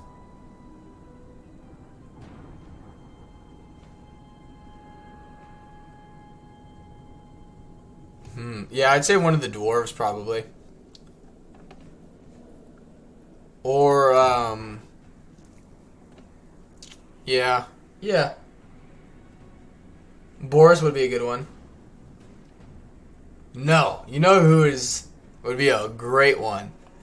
Would be the drunken uncle looking garbage that is known as Castalton.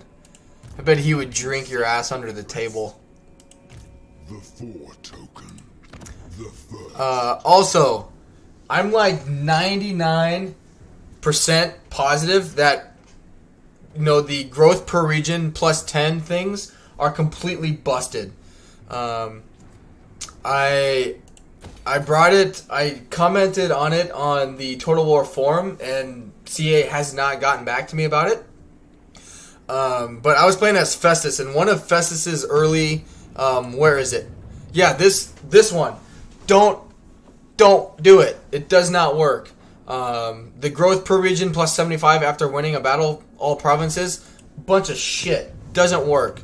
Playing as Festus, I had Festus and another lord, and I had Brass Keep, which is the settlement you start out with,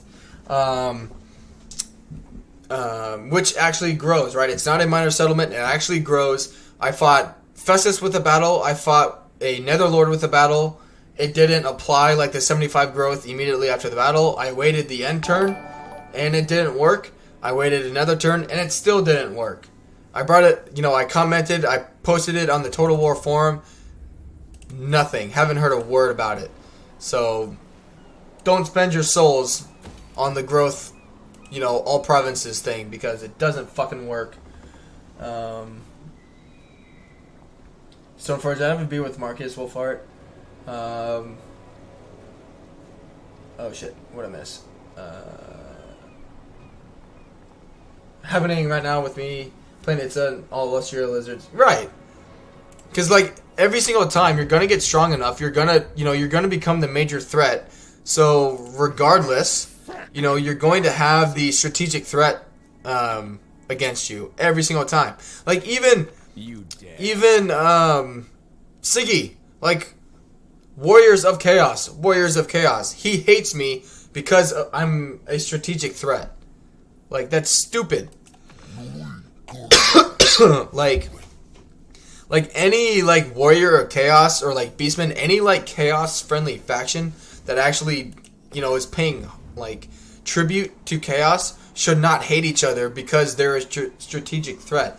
If anything, it should be the opposite, where the more powerful you become as a faction of Chaos, the other Chaos factions like you because of how strong you're becoming. You have my promise.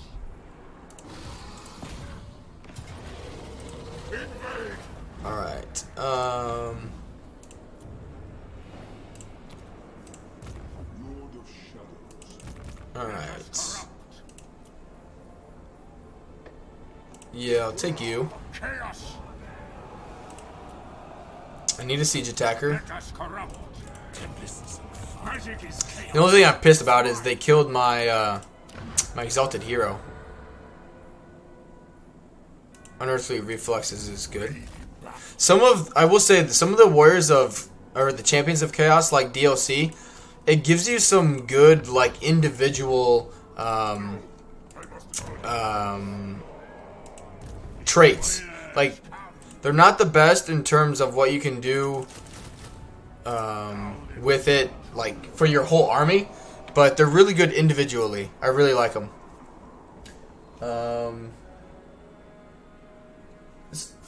I say, can you guys not hear me? Is it having... Okay. So is this how... So is this the play as the Dark Master? I mean, I'm having fun with it. I mean, I'm turned 49. I haven't gone... Which I'm a very cautious player. I imagine Legend and Dame probably would have blown this out of the water. I'm a very cautious player, so I don't tend to expand very quickly. But yeah, I'm having fun with it. Demon Prince. Stoneforge says, have you tried bringing back as vassals any factions? Yes, I have. It's the same bug that I think Legend... I talked about it earlier. Legend encountered it, where if you bring back a faction, or if you confederate a faction, and then, or if you get the chance to confederate a lord, and then bring that faction is like docile, it doesn't move. The same thing happens with the Norskin vassals. I don't know if I got unlucky, because someone did say that their vassals that they brought back actually moved around. But I brought back Varg and the Nag Farlings here. This army has sat here for about 30 turns, and this army has sat here for about... These two armies have sat for about 20. So, I don't know what's the issue is. Also, I'm only receiving vassal tribute from the The first one, the Van Heimlings, which here, you know, I'm trading with them. I'm also their vassal there. But then if I go into the war coordination, vassals, I have 3 of them here. But I'm only getting paid tribute from 1 of them. And it's only showing diplomatically that, you know, I only have 1 of them.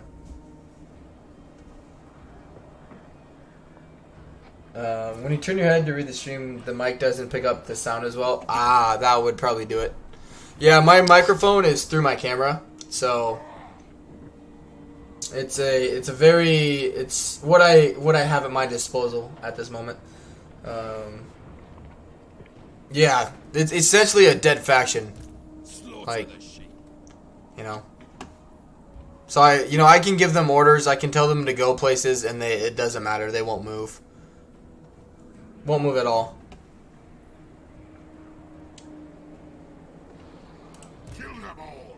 But tell you what, I think I love everyone being here, but I haven't streamed in a long time, so I'm getting tired. I want to keep going. I plan on streaming again tomorrow, right around the same time that I started today. So about 4 hours ago from wherever you are in the world now is when I start streaming on the weekends. So on the weekends it's like 11 a.m. for me here in Alaska, but during the weekdays I am up at like 4 a.m. my time, and I'm usually streaming by 4:30 or 4:15 a.m. my time. But yeah, I'm just getting a little sore. I'm getting actually really, really tired. But I want to pass it on. If you guys haven't already, please leave a like and subscribe if you haven't already. I appreciate everyone coming here. And again, thank you, Legend, for the raid. I'm just going to type in... I'm just going to pass it, or try to pass it on. And see if anyone else is streaming Warhammer 3. If you guys want more Warhammer 3 content.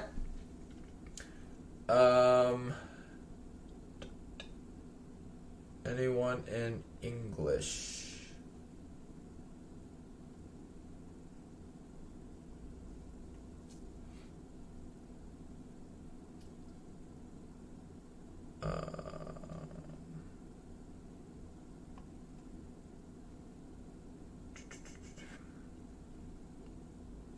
Got a multiplayer. Got 2 guys in Russian. A co-op. Skaven, you guys just watch Skaven from Legend. Let's see.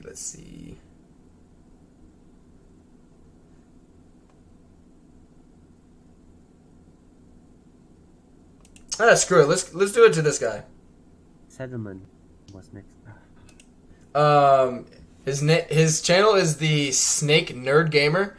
He's doing a Warhammer 3 Count Noctilus campaign.